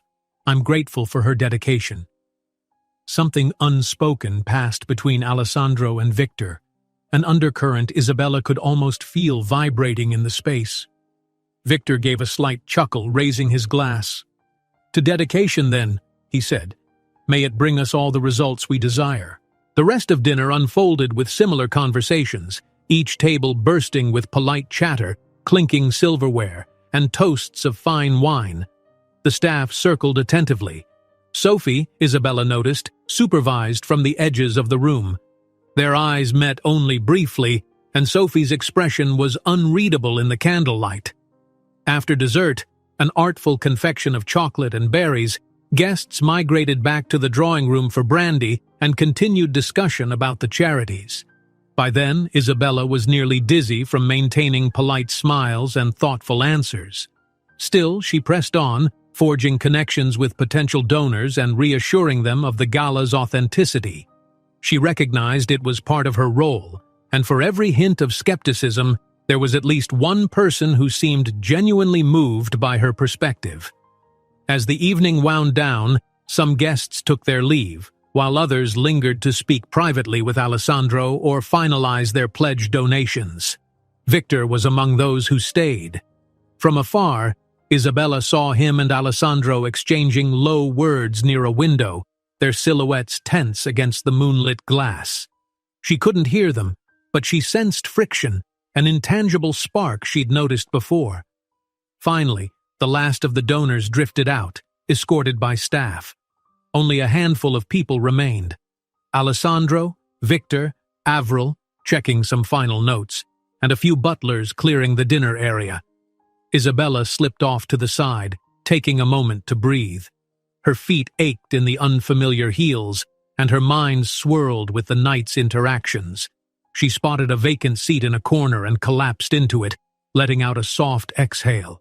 Through the archway, she glimpsed Alessandro and Victor in a quiet conversation. Victor's voice rose slightly, though still too low for her to decipher the words. Alessandro looked calm, but his jaw was set. Moments later, Victor smirked, clapped Alessandro on the shoulder, and strolled out. Alessandro lingered, exhaling as though releasing pent-up tension. Then he turned and caught sight of Isabella watching. Composing himself, he approached. "Tired?" he asked gently, stopping before her seat. She nodded, offering a small, weary smile. "A bit, but I think tonight went well." He matched her smile, though faint shadows lingered in his eyes. "Extremely well. The pledges we secured are more than enough to boost the charities we've partnered with." He paused, then added softly, "Thank you. You've been invaluable." Isabella felt a quiet flush of satisfaction. "I'm glad I could help." For a moment, neither spoke. The music had ended, leaving the night air still and thick with unspoken questions. Finally, Alessandro offered his hand, a gentlemanly gesture. She hesitated but placed her fingers in his, allowing him to help her rise. The closeness felt unexpectedly intimate, the echoes of the evening swirling around them. In that hush, she sensed a vulnerability in him, something he rarely let surface. Yet before she could fathom its meaning, his demeanor shifted back to the poised host.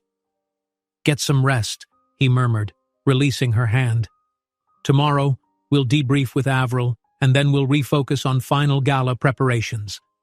She nodded, stepping back. "Good night, Alessandro." "Good night, Isabella."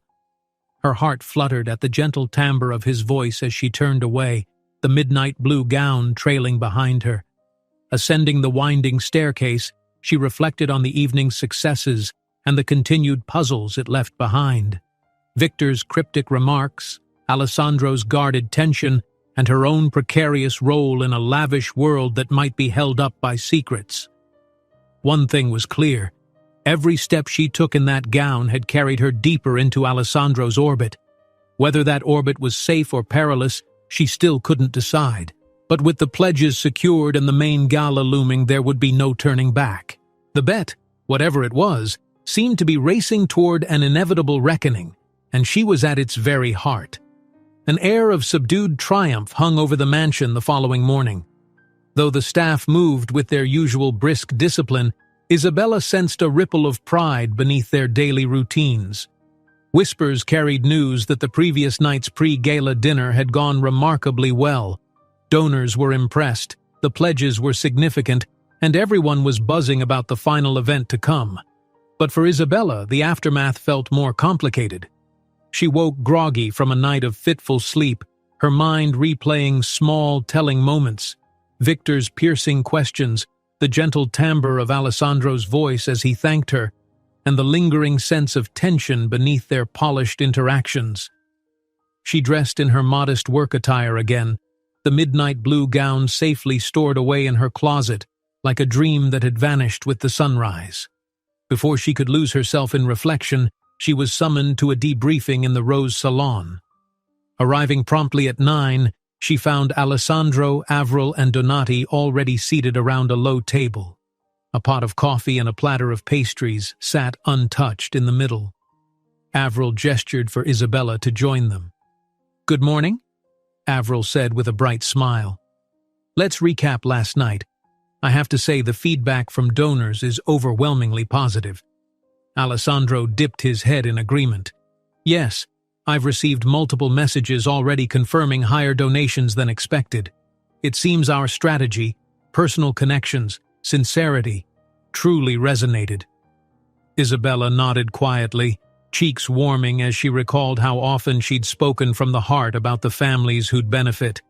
Despite her nerves, it felt good to have contributed something meaningful. Avril tapped at her tablet. "So, next steps. We have just under a week until the main gala. We'll confirm final RSVPs, handle last-minute vendor checks, and prepare the estate for a much larger crowd. Hundreds, not just a few dozen." Her gaze flicked to Isabella. "I'd like you to keep coordinating with the staff. You've done well bridging that gap, ensuring no detail is overlooked. Everything from extra seating to emergency backup power for the lights, just in case. We want no surprises." Alessandro leaned forward, hands clasped. "Also, you should be prepared to speak again, if needed. The main gala might have media coverage or even short interviews. I've arranged for a local journalist to attend, someone who focuses on human interest stories." Isabella's heart gave a lurch. "Interviews? I'm not sure if I'm ready for that kind of spotlight." Avril offered a reassuring smile. "You won't be alone. Alessandro and I will handle most of the press. But if there's a moment where a journalist asks about your role or how the gala directly impacts people's lives, your testimony is invaluable." Donati chimed in. "We can stage certain areas for filming if that's part of the plan. Perhaps the journalist would like a behind-the-scenes look at the final setup." Alessandro nodded, turning to Isabella. "Think about it. You've shown you can speak authentically, and that's exactly what these events often lack. A genuine voice." She swallowed hard, glancing at each of them in turn. "All right," she said quietly. "I'll try." "Good," Alessandro said, his tone carrying unspoken gratitude. "In that case, let's keep momentum. Avril and I will finalize sponsor placements for the gala. Donati will oversee the staff schedules. Isabella, you coordinate with housekeeping and the caterers, then circle back to me if any issues arise." With the plan set, they each dispersed to tackle the day's to-do list. Isabella stepped out into the corridor, tension mingling with a faint sense of pride. These responsibilities weighed on her, but she couldn't deny the small thrill of being trusted with such critical tasks. For the first time, she truly felt like she wasn't just a housemaid, she was part of something bigger. She spent the morning mapping out areas for additional seating and conversing with the florist about doubling certain arrangements, given the expanded guest list. After a quick lunch in the staff dining room, during which she fielded curious stares, she hurried to the kitchen. There, she found the head chef and his team testing new menu items for the gala, from bite-sized hors d'oeuvres to decadent chocolate soufflés. "You'll want to check with Alessandro about the final dessert selection," the chef said, wiping his brow. "We're torn between the soufflé and a citrus panna cotta. Both look stunning. I'll confirm with him, Isabella said, jotting a note in her planner. Also, keep in mind some guests have dietary restrictions. Can we ensure a separate set of gluten-free desserts? Of course, the chef replied. We'll have a station specifically for that. On her way out, she nearly collided with a junior maid who bustled in, breathless. Oh, sorry, Miss Isabella, the girl exclaimed. Sophie's looking for you. Something about extra linens for the second-floor lounge.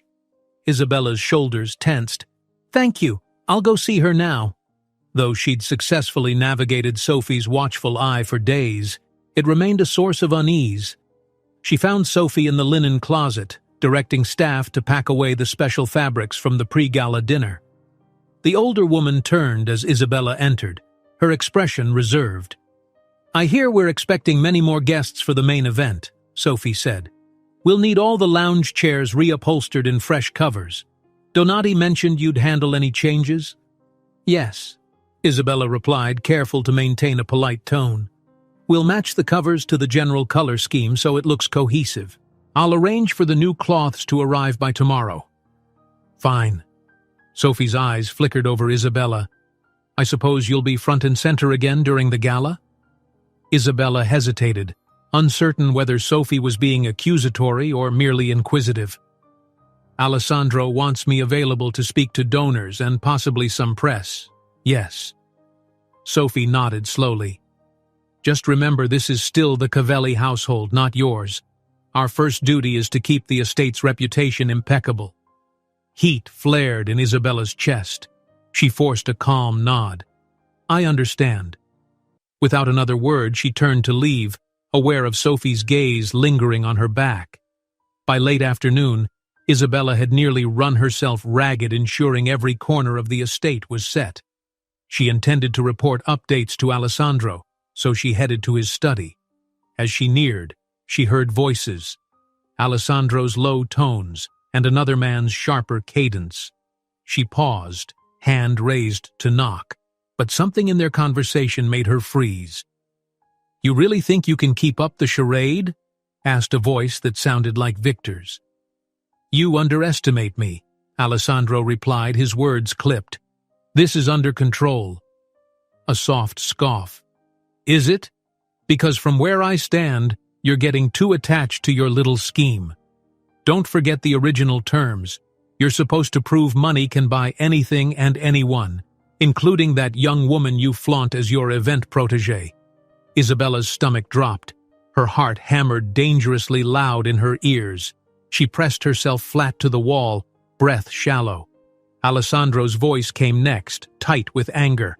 Don't presume to know my thoughts. I'll finish what I started. But this bet, he exhaled sharply. It's more complex now. Victor laughed, a chilling sound. Complex? You're letting your pride get tangled in sentiment. The entire point was to show me and the world that you can mold her to your will, marry her, flaunt your power, then discard her if you wish. You still have time to back out if you don't have the stomach for it. Isabella's blood ran cold. She barely contained a gasp, realization crashing over her. A bet. To marry her. Her chest constricted. She struggled to breathe. Alessandro's response seethed with barely controlled fury. I don't need your advice on how to handle my business. This is my bet, my plan. And Isabella, she trusts me. That's enough. You'll get your proof. Silence hung for a moment. Then Victor's voice dropped to an almost mocking whisper. Very well. Just remember, if you fail, you lose more than your pride. 20% of the Cavelli Empire is no small price, dear friend. A flurry of footsteps indicated the conversation was ending. Panicking, Isabella darted down a side corridor, desperate to avoid being seen. She found refuge in a small alcove behind a tall statue, her heart pounding like it might burst from her chest. Victor's words still rang in her ears. Marry her, flaunt your power, discard her. So it was true. All the creeping doubts, the subtle hints. This was the dark secret. Alessandro's kindness, the special attention, the gentle smiles at dinners, his trust in her capabilities. It was all built on a lie. A calculated move in a twisted bet with Victor. She felt betrayed, foolish, and devastated all at once. Pressing a hand to her mouth, she fought the tremors that racked her body. She wanted to cry, to rage, to run back in there and hurl accusations. But shock paralyzed her. Scenes of the past days swept through her mind. Alessandro praising her, offering his arm, giving her that gown. How easily she'd let herself be swept away by the notion he might see her as more than a maid. Now, every gentle moment felt like a cruel manipulation. She didn't know how long she remained hidden in that alcove, tears stinging her eyes. Eventually, she heard the echo of footsteps retreating. When she finally emerged, the study door stood ajar, light spilling out into the hall. Victor was gone, and Alessandro's silhouette was visible within. He was alone now, pacing. She resisted the urge to confront him in her emotional state. She needed clarity, a plan, something to hold on to besides heartbreak. Gala staff passed by, paying her little heed. Mustering her last shred of composure, she slid away from the study's view and retreated to her room. There, she locked the door behind her, pressing her back to it as sobs finally broke free. The questions pounded in her skull. Should she leave immediately? Expose him? But if she vanished before the gala, would she lose her livelihood? Would the staff blame her for sabotaging the event? And her family? She needed the money more than ever. The heartbreak seared her, but practical survival instincts also kicked in. She couldn't just walk out without a plan. She rubbed tears from her cheeks, fury and sorrow tangling in her heart. Alessandro's bet was about marriage, a travesty designed to prove he could buy her love. But the wage also placed a chunk of his fortune on the line. Why risk so much if his motives were purely malicious? Did he actually care about her at all, or was that just part of his ruse? And what would happen if she confronted him, or refused to play along? Night descended outside her window, the estate lights twinkling like false beacons of splendor. Inside her small room, Isabella felt trapped, pinned between betrayal and necessity. For the moment, she suppressed her tears, drawing a shaky breath. She would endure tonight, tomorrow, and see the gala through. Then, once the dust settled, she'd decide how to reclaim her life, on her own terms. But one thing was certain. Alessandro Cavelli might have won her trust once, but he would never fool her again. If he wanted to pretend at some grand romance, she would be ready for him, and she would make him realize that no bet could truly buy her heart.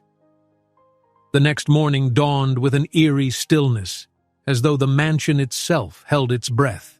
Isabella had barely slept. Her eyes felt raw from hours spent grappling with fury, heartbreak, and a peculiar sense of resolve. She told herself that she needed to function, needed to maintain her composure, if only to protect her livelihood until she figured out her next move.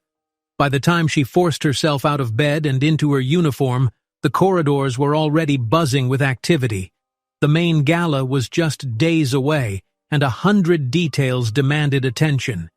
Vendors arrived with crates of decorations, lighting technicians set up rigs near the garden, and the kitchen staff churned out trial runs of gourmet dishes. Isabella crossed paths with Avril, who greeted her with a bright smile. "Good morning. You're just the person I need. There's a problem with the stage setup in the ballroom. Could you come with me to sort it out?" Isabella nodded, mustering a polite expression. She followed Avril, mentally rehearsing how to maintain a facade. There was no space for personal turmoil in the face of these crucial tasks. They made their way to the cavernous ballroom where scaffolding rose around a dais meant to host live music. One of the riggers explained that support cables weren't lining up with the overhead beams. While Avril and the crew debated solutions, Isabella took notes and offered suggestions. She managed to sound calm, but inside her thoughts churned. If Alessandro appeared right now, how would she handle it? Could she face him without betraying the anger coursing through her veins? As if on cue, Alessandro arrived mid-conversation, stepping around the half-built stage. He was impeccably dressed in a light gray suit, his demeanor that of the unflappable master of the house. When he spotted Isabella and Avril, he strode over. "Problem here?" he asked. Avril explained the snag with the stage. Alessandro listened intently, then turned to Isabella. "What do you propose?" She swallowed, keeping her gaze focused on the stage rather than meeting his eyes. "We'll need additional hooks installed near the crossbeams," she said, voice steady despite her turmoil. "Otherwise, the lighting rig can't be safely secured. I can coordinate with the electrician to ensure we're not interfering with power lines." He nodded approvingly. "Do it. Whatever you need, let Donati know." She felt his gaze linger on her profile, as though he sensed a difference in her usual openness. Gritting her teeth, she kept her face neutral. In her mind, she replayed the words she'd overheard: bet, marriage, discard her. The betrayal pulsed like a fresh wound. "Isabella," Alessandro said softly, once Avril stepped away to speak with a technician, "you seem quiet this morning.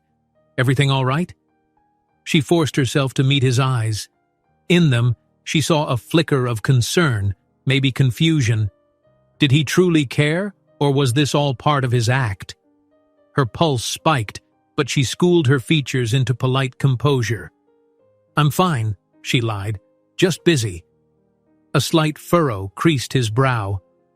"If something's troubling you, we can talk." An incredulous anger flared in her chest, but she pushed it down. "No, I'm fine," she repeated. Then she turned away, gesturing to the stage crew that she needed to check something at the far end of the ballroom. The conversation ended there. She didn't trust herself to say more without revealing that she knew everything. The day blurred in a flurry of tasks, each more pressing than the last. Isabella coordinated delivery schedules, approved a final design for the gala's floral arch, and helped arrange a quick tasting session for special dessert variations. All the while she dodged Alessandro whenever possible, though it wasn't always easy. He seemed to seek her out with updates or questions. Each encounter forced her to maintain a polite facade, speaking only about logistics. She found brief sanctuary in the staff dining area around lunchtime. Lucia and a couple of other maids were chatting at a corner table. Isabella grabbed a small plate of salad and sat alone, hoping for a moment of peace. But Lucia soon approached, concern etched on her face.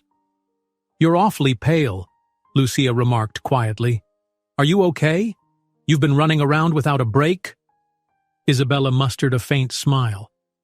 "I'm just tired. There's a lot to do." Lucia hesitated, as if weighing whether to pry. Finally, she leaned closer, dropping her voice. "I know there's talk about you and Mr. Cavelli. Some rumors that he might, well, let's just say people imagine all sorts of things." Isabella's appetite vanished. She poked at the lettuce on her plate. "Rumors can be dangerous," she said softly. Lucia nodded. "Yes, especially in this house. Just take care of yourself, all right? If something's off, you can tell me." Touched by the genuine offer, Isabella gave a shaky nod. "Thank you," she murmured. "I appreciate that." Her voice trembled more than she intended. Lucia squeezed her hand briefly, then returned to her friends. Isabella's thoughts spun. Confiding in Lucia might feel good for a moment, but it would risk unleashing gossip. She couldn't take that chance. Not yet. She needed to see the gala through, figure out a path that wouldn't leave her destitute, and then decide how to confront Alessandro's treachery. Late afternoon found her outside on a terrace that overlooked the sprawling gardens. She was verifying table placements for an outdoor cocktail area when she spotted Victor approaching from behind a hedge. His sudden presence made her heart jolt. She hadn't expected him today. Yet, there he was, strolling leisurely as if the estate were his own. He noticed her and sauntered over, a wry smile on his lips. "Miss Isabella, isn't it? We keep meeting in these grand settings." She stiffened. "Mr. Victor," she managed, forcing civility. "I wasn't aware you'd be visiting." He chuckled, glancing around at the meticulously arranged flowers. "I'm a friend, or perhaps a rival, of our esteemed host. I drop by unannounced sometimes. Keeps life interesting. A shiver ran through her. Is there something you need? He stepped closer, lowering his voice. I wonder, do you even realize the position you hold here? Alessandro has big plans for you. Her pulse pounded. Did he suspect she knew about the bet? Forcing composure, she said, We're all working to ensure the gala's success, yes. Victor's gaze flickered, cunning and predatory. Indeed, but with each success, you step further into Alessandro's spotlight. Be cautious, my dear. I'd hate to see you entangled in something you can't handle. Her fingers dug into the folder she carried. Anger flared. So he wanted to intimidate her. She bit her tongue, longing to retort that she knew exactly what game he and Alessandro played, but revealing her hand now could jeopardize everything she'd painstakingly built. She swallowed, forcing a calm smile. I appreciate your concern, but I can handle my responsibilities. His eyes narrowed as though reading her tension. Responsibility is one thing, heartbreak another. Don't let pride blind you, Miss Isabella. Men like Alessandro don't always keep their promises. Before she could respond, he stepped back with a mocking bow and strolled away. She watched him disappear around a corner, fury and panic thrumming in her veins. He was baiting her, testing her composure. Or perhaps it pleased him to see Alessandro's carefully groomed plan threatened. That evening, as the mansion settled into its nightly hush, Isabella escaped to her room early, feigning exhaustion. She locked the door, heart pounding with the knowledge she'd gleaned. A bet for marriage, for ownership of her destiny. She had to decide how to use this knowledge, how to safeguard her future. Part of her wanted to confront Alessandro outright, to unleash the pain and betrayal in a heated storm of accusations. But then she imagined him feigning ignorance or worse, explaining how she was a convenient pawn from the start. The thought made her want to cry again. Yet another part of her felt a sting of confusion. Not every moment with him had felt false. Sometimes, especially when he spoke about philanthropy or praised her heartfelt input, there'd been a ring of sincerity. Could any of that have been real if the foundation was a twisted wager? She paced her small room, the overhead bulb casting stark shadows on the walls. She needed a plan. The gala was only days away.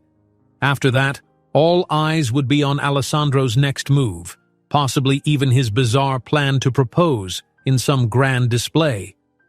If she publicly rejected him, would he lose the bet outright, forfeiting that chunk of the Cavelli empire? Perhaps that was the best revenge, ruining his scheme at the pivotal moment. But would that also mean destroying her own future prospects, not to mention harming the charities that relied on this gala's success? Her mind reeled. She realized she might not hold all the cards. Alessandro was wealthy, influential, capable of spinning narratives. If she accused him of a bet, would anyone believe her, a maid-turned-coordinator with no status? Eventually, exhaustion overtook her, and she sank onto the bed. Tomorrow, she told herself, she'd keep playing her part, preparing for the gala. She owed that much to the cause, to the families who could benefit. Meanwhile, she'd stay vigilant, gather more information, and guard her heart. If Alessandro thought he could buy her affections, let him keep believing that, for now. She would not be blindsided again. As she drifted to sleep, one certainty burned bright.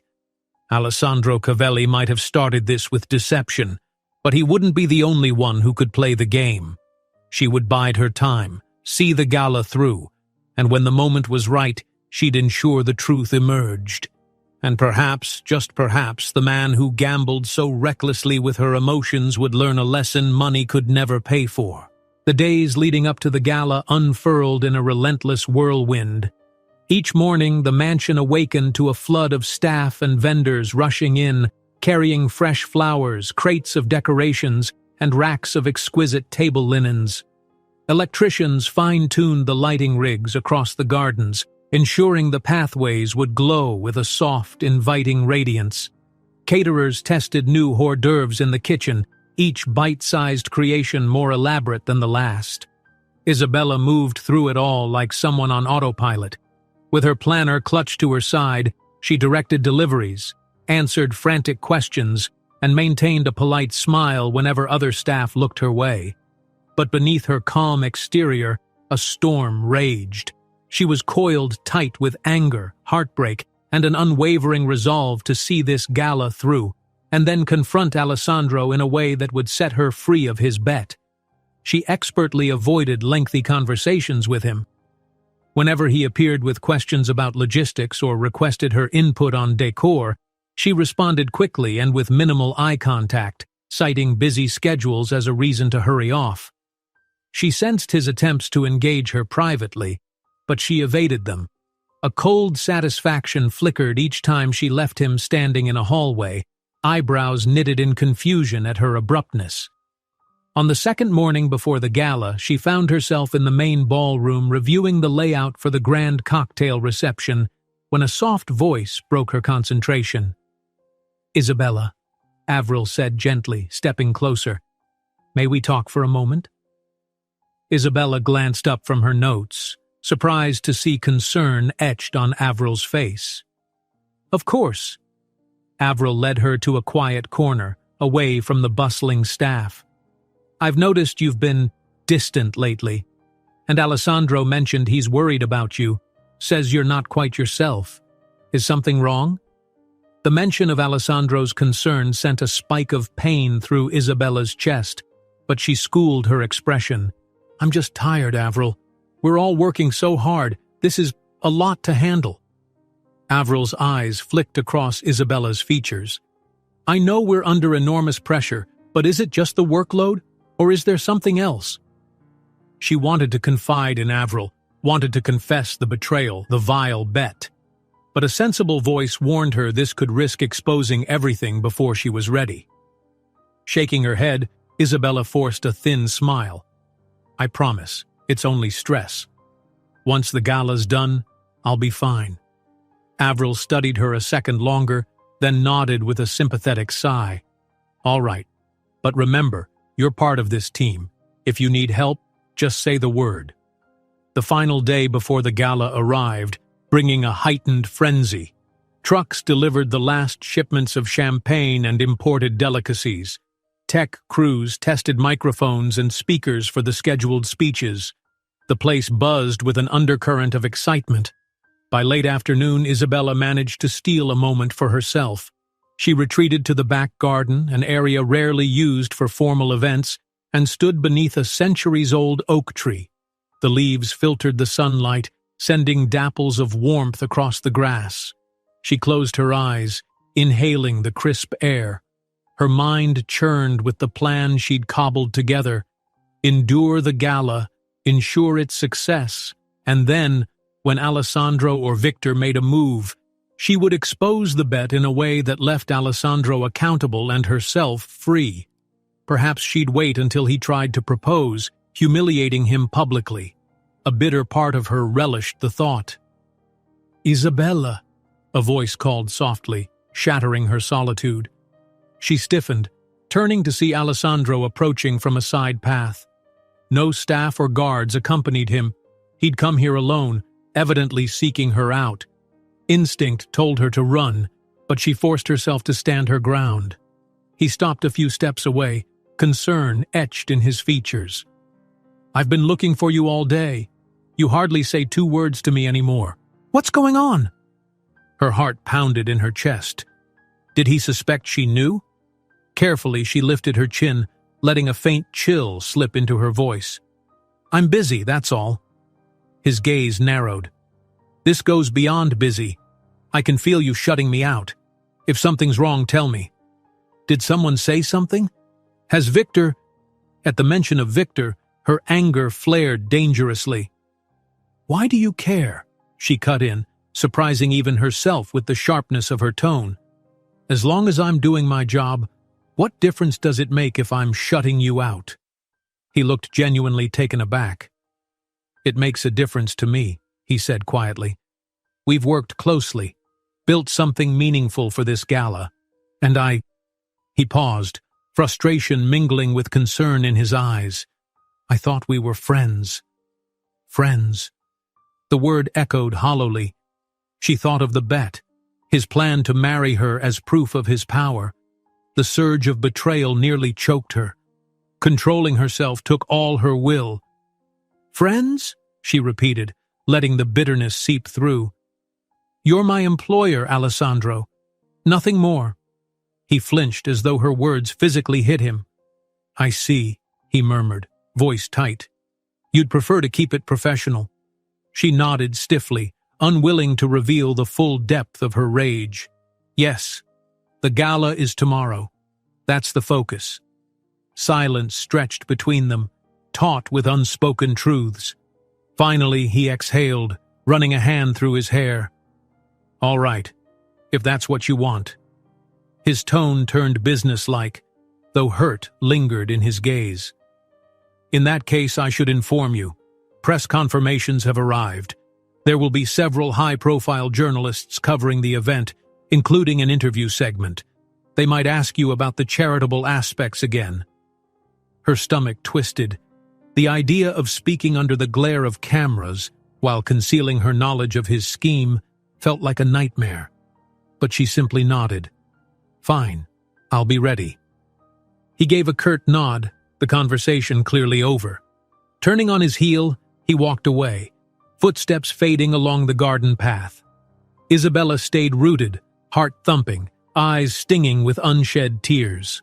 For a moment, she almost faltered, wondering if she'd been too harsh. But then Victor's mocking voice replayed in her head. Marry her. Discard her. No, she couldn't afford softness now. That evening, the mansion was nearly empty of guests, an odd calm before the storm. Only core staff remained, making final checks and ensuring everything was perfectly placed for the massive influx of attendees. Isabella helped Avril do a last sweep of the ballroom, verifying the table arrangement names. At one point, Avril smiled at her warmly. We did it. Everything's prepped as best we can manage. Isabella nodded, her voice subdued. It's going to be a busy night. You'll do great, Avril assured, then hesitated. Are you sure you're okay? You look exhausted. Forcing a small smile, Isabella said, I'm fine. Really. Avril let it drop. All right then, get some rest. Tomorrow is showtime. Leaving the ballroom, Isabella retreated to her room. The staff corridor felt strangely silent, everyone having turned in early to be fresh for the gala. In her small sanctuary, she sank onto the bed, heart racing with anticipation for the day ahead. The grand gala would be the culmination of everything she'd worked for, and the moment of Alessandro's potential triumph or downfall. She stared at the moonlit wall, replaying possible scenarios. What if Alessandro made a grand gesture in front of the press, proposed under the spotlight? It would cement his victory in that twisted bet. Would she publicly reject him, humiliating him and derailing the event? That might devastate the charitable cause, unless she timed it carefully. Another part of her feared he might never propose at all. Maybe he'd manipulate her further until he was sure of her public acceptance. A knock at her door startled her. Rising, she opened it to find Donati standing there, a small box in hand. The senior butler cleared his throat. Pardon the late interruption. Mr. Cavelli asked that I deliver this for tomorrow's gala. She took the box, heart thudding. Thank you, Donati. He gave a polite bow and left. Closing the door, she carried the box to her bed, lifting the lid to reveal a gorgeous evening gown, more elaborate than the midnight blue one she'd worn to the pre-gala dinner. This piece was crafted from deep emerald silk, the neckline delicately embroidered with gold thread. Matching shoes sat beneath the gown's folded train, along with a note. This is for you. It's important you look and feel confident tomorrow. Alessandro. Her chest tightened. The dress was breathtaking, and a clear sign he expected her to stand by his side in a prominent role. The unspoken message burned. You're part of this show, part of my plan. Wear this. Biting her lip, she carefully set the box aside. Yes, she would wear it, perform her part flawlessly, and help ensure the gala's success. But behind the scenes, she would prepare for the reckoning. If Alessandro thought clothing her in finery would guarantee her affection, he was grievously mistaken. Sleep claimed her eventually, more from sheer exhaustion than peace of mind. Dawn arrived like a herald to the biggest day of her life. The Cavelli mansion woke early, staff pouring in, final deliveries streaming through side entrances, and a swirl of last-minute phone calls echoing across the halls. Isabella stood at the second-floor balcony, watching the hive of activity below with a curious detachment. This was the day she'd spent weeks preparing for, and yet her heart felt numb. She spent the morning troubleshooting. The florist needed extra vases. The caterers required additional refrigerators for specialized desserts. A group of volunteer greeters needed briefing on the event schedule. She tackled each task mechanically, forcing a mask of composure. Around mid-afternoon, Avril insisted she go prepare. "You need time to dress and get ready," the planner said, shooing Isabella out of the ballroom. "Guests start arriving at 6. Clutching the emerald gown's box, Isabella slipped upstairs. Her nerves buzzed, half from performance anxiety and half from the knowledge of what might transpire tonight. She showered quickly, dried her hair, and pinned it into a sleek updo. Then, with trembling hands, she slid into the gown. The silk felt cool and sensuous against her skin, a perfect fit. Glancing in the mirror, she scarcely recognized the poised figure staring back. Someone knocked softly. She opened the door to find one of the younger maids, Clara, holding a velvet jewelry case. "Ms. Avril said you might need these. They're from Mr. Cavelli's collection, something about completing the ensemble." Isabella's pulse twitched. More gifts, more illusions of grandeur.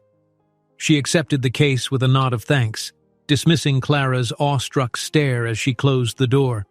Inside the case lay a set of delicate gold and emerald earrings and a matching bracelet, each piece shimmering under the lamplight. She hesitated, then sighed. Let him dress her like a doll, if that was his strategy. She latched the bracelet onto her wrist and fixed the earrings in place. The effect was undeniably striking, a Cinderella transformation. Yet she felt no fairy tale joy, only a steeled determination. She would play the part for the gala, greet the donors, speak to the media if needed, but she would not let Alessandro's bet turn her into a helpless pawn. Tonight, she promised herself, she'd make him face the truth about what he'd done. With her head high, she stepped into the corridor, ignoring the startled looks of passing staff. The echo of her heels on the polished floor felt like a drumbeat in her ears. The stage was set, the final curtain about to rise on the Cavelli Gala, and Isabella, however poised she appeared, braced herself for the final act of a play that could either secure her future or destroy it. Night draped the Cavelli mansion in a tapestry of shimmering lights. Towering lanterns guided a parade of luxury cars up the sweeping driveway, while a red carpet led guests into the grand foyer. Every inch of the estate glowed with careful design. Gilded arches, lush floral arrangements, and a faint melodic hum from a live ensemble tucked near the entrance. This was the long-awaited gala, Alessandro's masterpiece and Isabella's final trial. From her vantage point at the top of the marble staircase, Isabella took in the swirling crowd below. Scores of attendees glided across the foyer in designer gowns and tailored tuxedos, their laughter echoing off vaulted ceilings. She wore the emerald dress Alessandro had chosen for her, its fabric catching the light with every shift. The matching gold jewelry sparkled at her wrists and ears, a silent reminder of the elaborate deception beneath it all. In her heart, adrenaline warred with dread. Tonight, she would face Alessandro, and possibly Victor, in a public arena. She had sworn to see the event succeed for the charity's sake. But once the final speeches and donations were complete, she intended to reveal what she knew or, at the very least, ensure she didn't get trapped in Alessandro's carefully laid snare. Summoning her composure, she glided down the stairs. A hush of admiration fell as onlookers noticed her regal bearing, many whispering that she must be an honored guest or co-host. The staff parted respectfully, and even the donors nodded in her direction, recalling her crucial role in the pre-gala events. At the bottom of the staircase, Avril intercepted her with a relieved smile. "You look incredible," she said softly, checking her tablet. "Everything's running on schedule, but Alessandro wants you on standby. There's a planned presentation at 9 about the charities, and he might want you to say a few words." Isabella forced a tight smile. "I'll be ready." Avril touched her arm gently. "If the crowd feels overwhelming, just signal me. We'll do this together." She nodded, grateful for Avril's kindness, but she also knew this was a battle she had to fight on her own. By 8 o'clock, the main ballroom was nearly at capacity. Elegant tables surrounded a small central stage where the band played soft instrumental music. Waiters glided between guests with trays of champagne flutes. Overhead, a grand chandelier bathed everyone in golden light. Isabella mingled among the attendees, answering questions about the night's agenda. Periodically, reporters requested brief comments on the gala's charitable focus. She obliged, her voice measured and sincere, carefully avoiding any mention of Alessandro or personal matters. The last thing she needed was to air the mansion's dirty laundry before the night reached its crescendo. It wasn't long before Alessandro appeared at her side, tall and formidable in a black tuxedo that perfectly matched the event's grandeur. For a moment they seemed the ideal host and hostess, exuding poise and confidence. Then his gaze swept over her face and he frowned slightly. "You're pale," he said under his breath, leaning closer. "Have you eaten? You should take a moment to rest." She managed a cool reply. "I'm fine. There's too much to do." He studied her, clearly sensing something was off. But a cluster of donors approached, congratulating him on the gala, and he turned his attention to greet them with polished charm.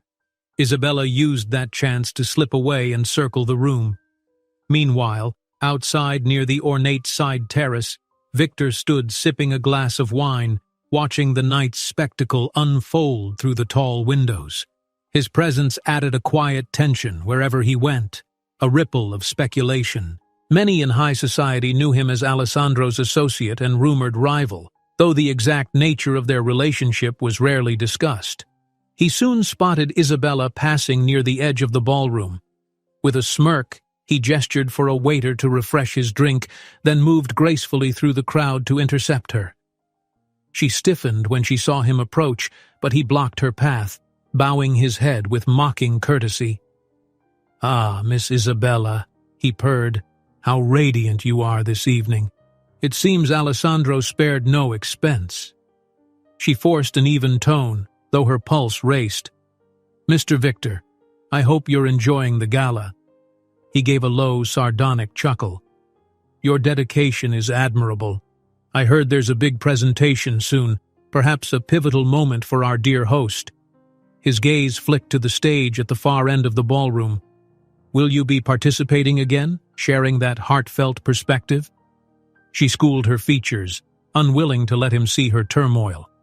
"If asked, yes. The cause is important." Victor inclined his head, stepping closer. "Indeed it is, though for some the cause is secondary to personal triumph. We wouldn't want any sudden complications tonight, would we?" She swallowed the bitter retort that threatened to spill out. He was baiting her, as he had before, testing how far she could be pushed before she broke.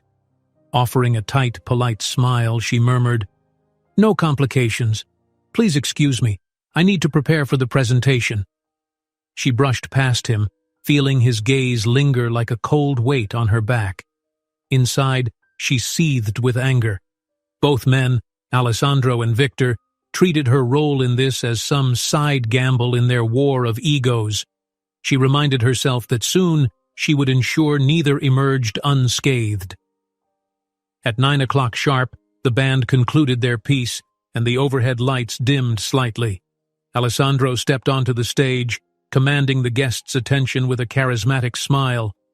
A hush fell. "Ladies and gentlemen," he began, voice resonating through the microphone, "I want to welcome you all to the Covelli Charity Gala. Tonight is a celebration of generosity, community, and the drive to make a difference in countless lives. Thanks to you, we've already raised an extraordinary amount." Applause thundered through the room. Isabella watched from the sidelines, arms folded to keep her hands from trembling. Despite her anger, she couldn't deny that Alessandro knew how to stir a crowd. He continued, "Before we proceed with the final pledge announcements, I'd like to invite someone special to join me, a woman whose passion and personal experiences have shaped how we present this cause. Please welcome Isabella." A spotlight flicked to her, bright and glaring. Her heartbeat hammered in her ears, but she forced herself forward. Applause filled the air as she climbed onto the stage in her emerald gown. Alessandro extended a hand, and she placed her fingers on his with practiced grace, though inside she felt numb. He turned to address the audience again. "Isabella has been instrumental in planning this gala, offering insights drawn from her own background. I've asked her to share a few words about what your donations truly mean." Stepping to the microphone, she inhaled. The crowd's faces blurred under the intense lights. She wondered if Victor lurked somewhere behind them, waiting for drama. And Alessandro, standing just a foot away, masked in perfect composure. Summoning all her courage, she began. "Good evening, everyone," she said, voice steady. "Thank you for coming. Each time we host an event like this, we're reminded that generosity can transform lives. Children who can't afford school supplies, parents who need medicine, entire communities lacking resources. Tonight, you've helped change that narrative." A hush fell, the audience leaning in. She glimpsed cameras from local news stations, journalists perched at the edge of the crowd. The pressure mounted, and for a split second she considered exposing everything right then. The bet, the lies. But the memory of the families who relied on these funds stopped her. Not yet. "What you contribute here isn't just money," she continued softly. "It's hope. It's a testament that wealth can be used for good, not just prestige." Alessandro nodded, his expression reflecting quiet pride, yet oblivious to the furious storm inside her.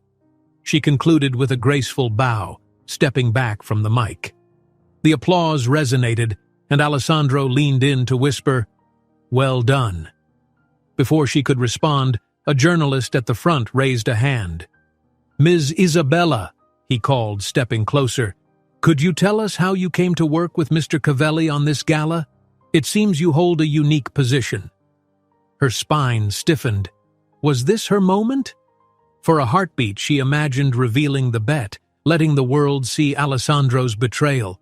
But the hush of the crowd and the thought of the philanthropic progress held her back. Instead, she managed a measured answer.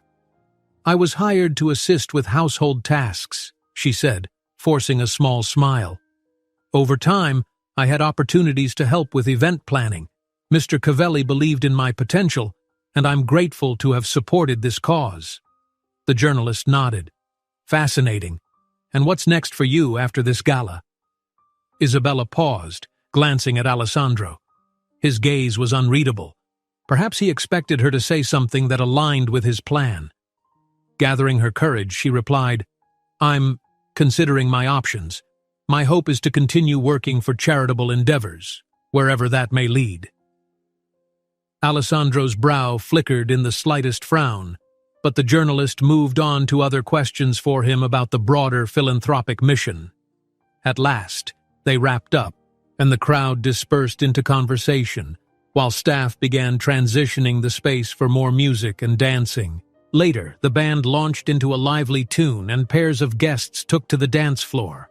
Waiters circulated with dessert platters. Isabella stood at the ballroom's edge, tension racking her frame. The official part of the event was done. Now was typically when Alessandro might mingle or present a final showpiece. Would he attempt a grand proposal? Suddenly, Victor appeared at her elbow. She turned to see him swirling a half-empty wine glass, a victorious glint in his eyes. "Marvelous speech," he drawled. "You almost convinced me it was real." She bit down on her frustration. "What do you want?" He cast a pointed glance at Alessandro, who was busy chatting with a circle of donors near the dance floor. "A rumor suggests Alessandro has a special announcement. Something to do with you, perhaps?" Her heart kicked. So it was coming, this vile, staged proposal.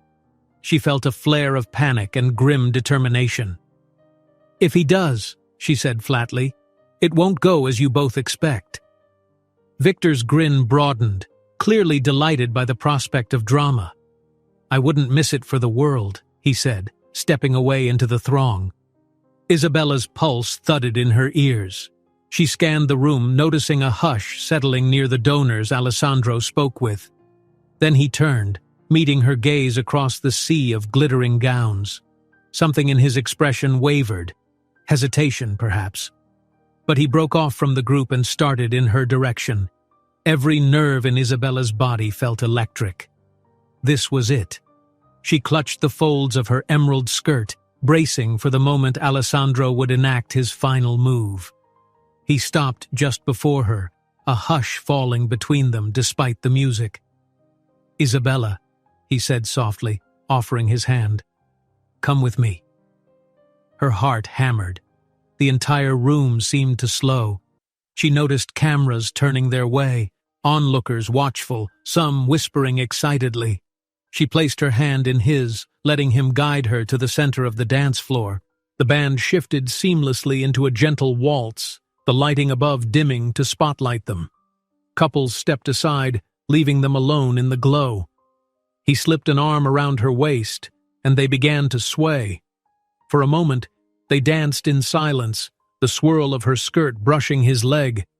She felt the warmth of his hand at her back, and her breath caught, conflicting emotions twisting in her chest.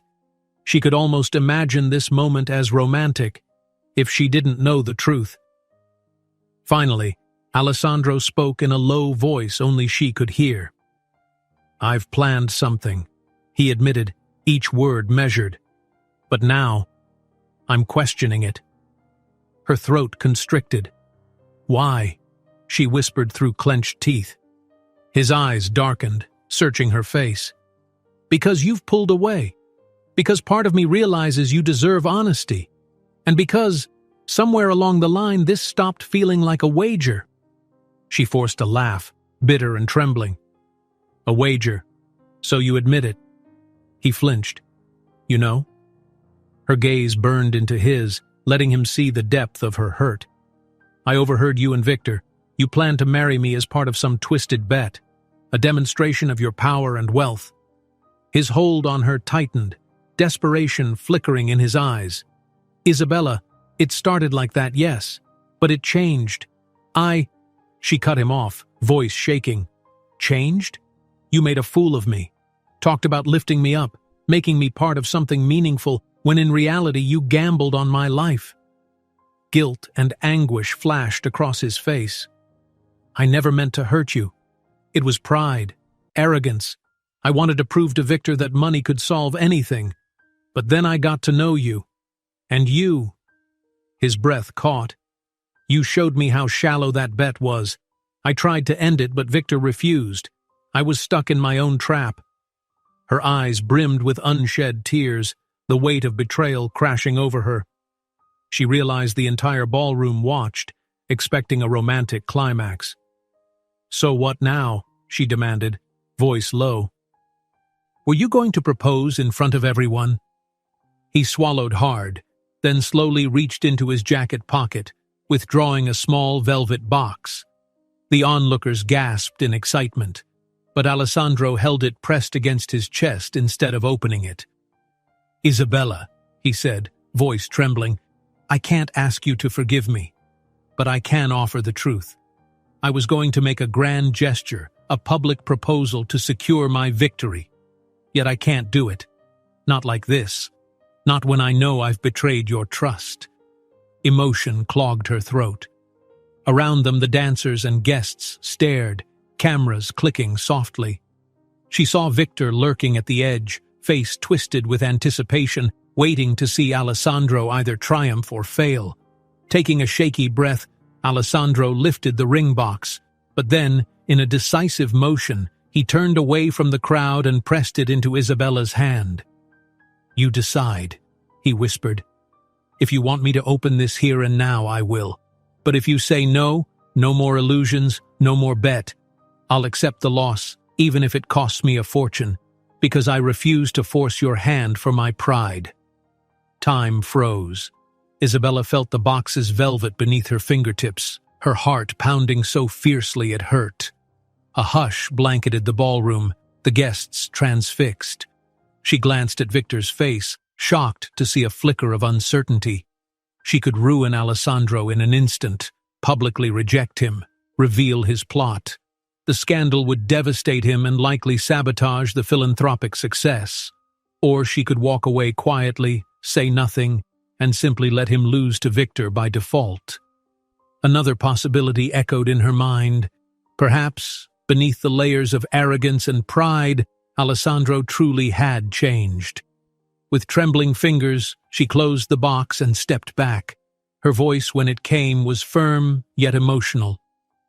"This bet, this deception, is unforgivable. You took advantage of my trust, and you risked everything just to prove your ego to Victor." He bowed his head, anguish plain to see. "I know." She held the box out, ignoring the gasps. "If you ever want a chance, any chance, at my respect, you'll end this foolish bet right now. Renounce it publicly or privately, I don't care.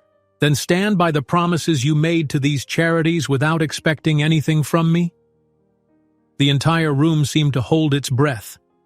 Alessandro's eyes shone with regret. Slowly, he took the ring box from her. Then, turning to face the crowd, he said with quiet finality, "My friends, I apologize for the interruption. Tonight is about charity and hope. I intended a different announcement, but it seems we must focus solely on what truly matters, the families we're helping. Thank you for your generosity. Please, enjoy the rest of the evening." A murmur spread through the guests, confusion evident, but Alessandro offered no further explanation. Victor's face twisted in frustration, as though Alessandro's refusal to propose robbed him of a grand spectacle. The tension in the air ebbed, replaced by uncertain applause. The band, sensing a cue, resumed their tune. Isabella let out a shaking breath. Alessandro turned back to her, his words a near whisper. "I'll release any claim to that bet. I'll let Victor have whatever he believes he's owed. I've already lost what mattered." She stared at him, chest tight. "Don't expect me to forgive you easily." He swallowed. "I won't, but I'll try to earn it, if there's any chance." Silently, she inclined her head, tears brimming. Then she stepped away, the emerald gown swishing around her ankles. The crowd began to move and chatter again, uncertain of what had transpired. She saw Victor slip away, face darkened, presumably to corner Alessandro later, but none of that mattered to her right now. She made her way through the throng and out into the open air of the side terrace. Cool night air hit her face as she leaned on the stone railing, tears slipping free at last. The path ahead felt tangled. She was still furious, still hurt, but also strangely relieved that Alessandro hadn't forced a hollow proposal. He'd broken from the bet, at least in some small way. Behind her, the hum of the gala continued. Attendees danced, toasted, and donated, their night of luxury and charity forging a bright outcome for countless people in need. In that sense, the gala had succeeded beyond measure, and Isabella, despite her wounds, had played a pivotal role in that success. She stood there, breathing in the moonlit sky, grappling with heartbreak and a fragile hint of hope. Perhaps she would leave the Cavelli mansion once the dust settled, carving her own path. Or maybe she would stay long enough to see if Alessandro's remorse was genuine. For now, it was enough that she'd reclaimed her voice, and that no bet could ever claim her heart again. Across the terrace, she heard footsteps. Turning, she saw Avril approaching with concern in her eyes. "Are you okay?" she whispered.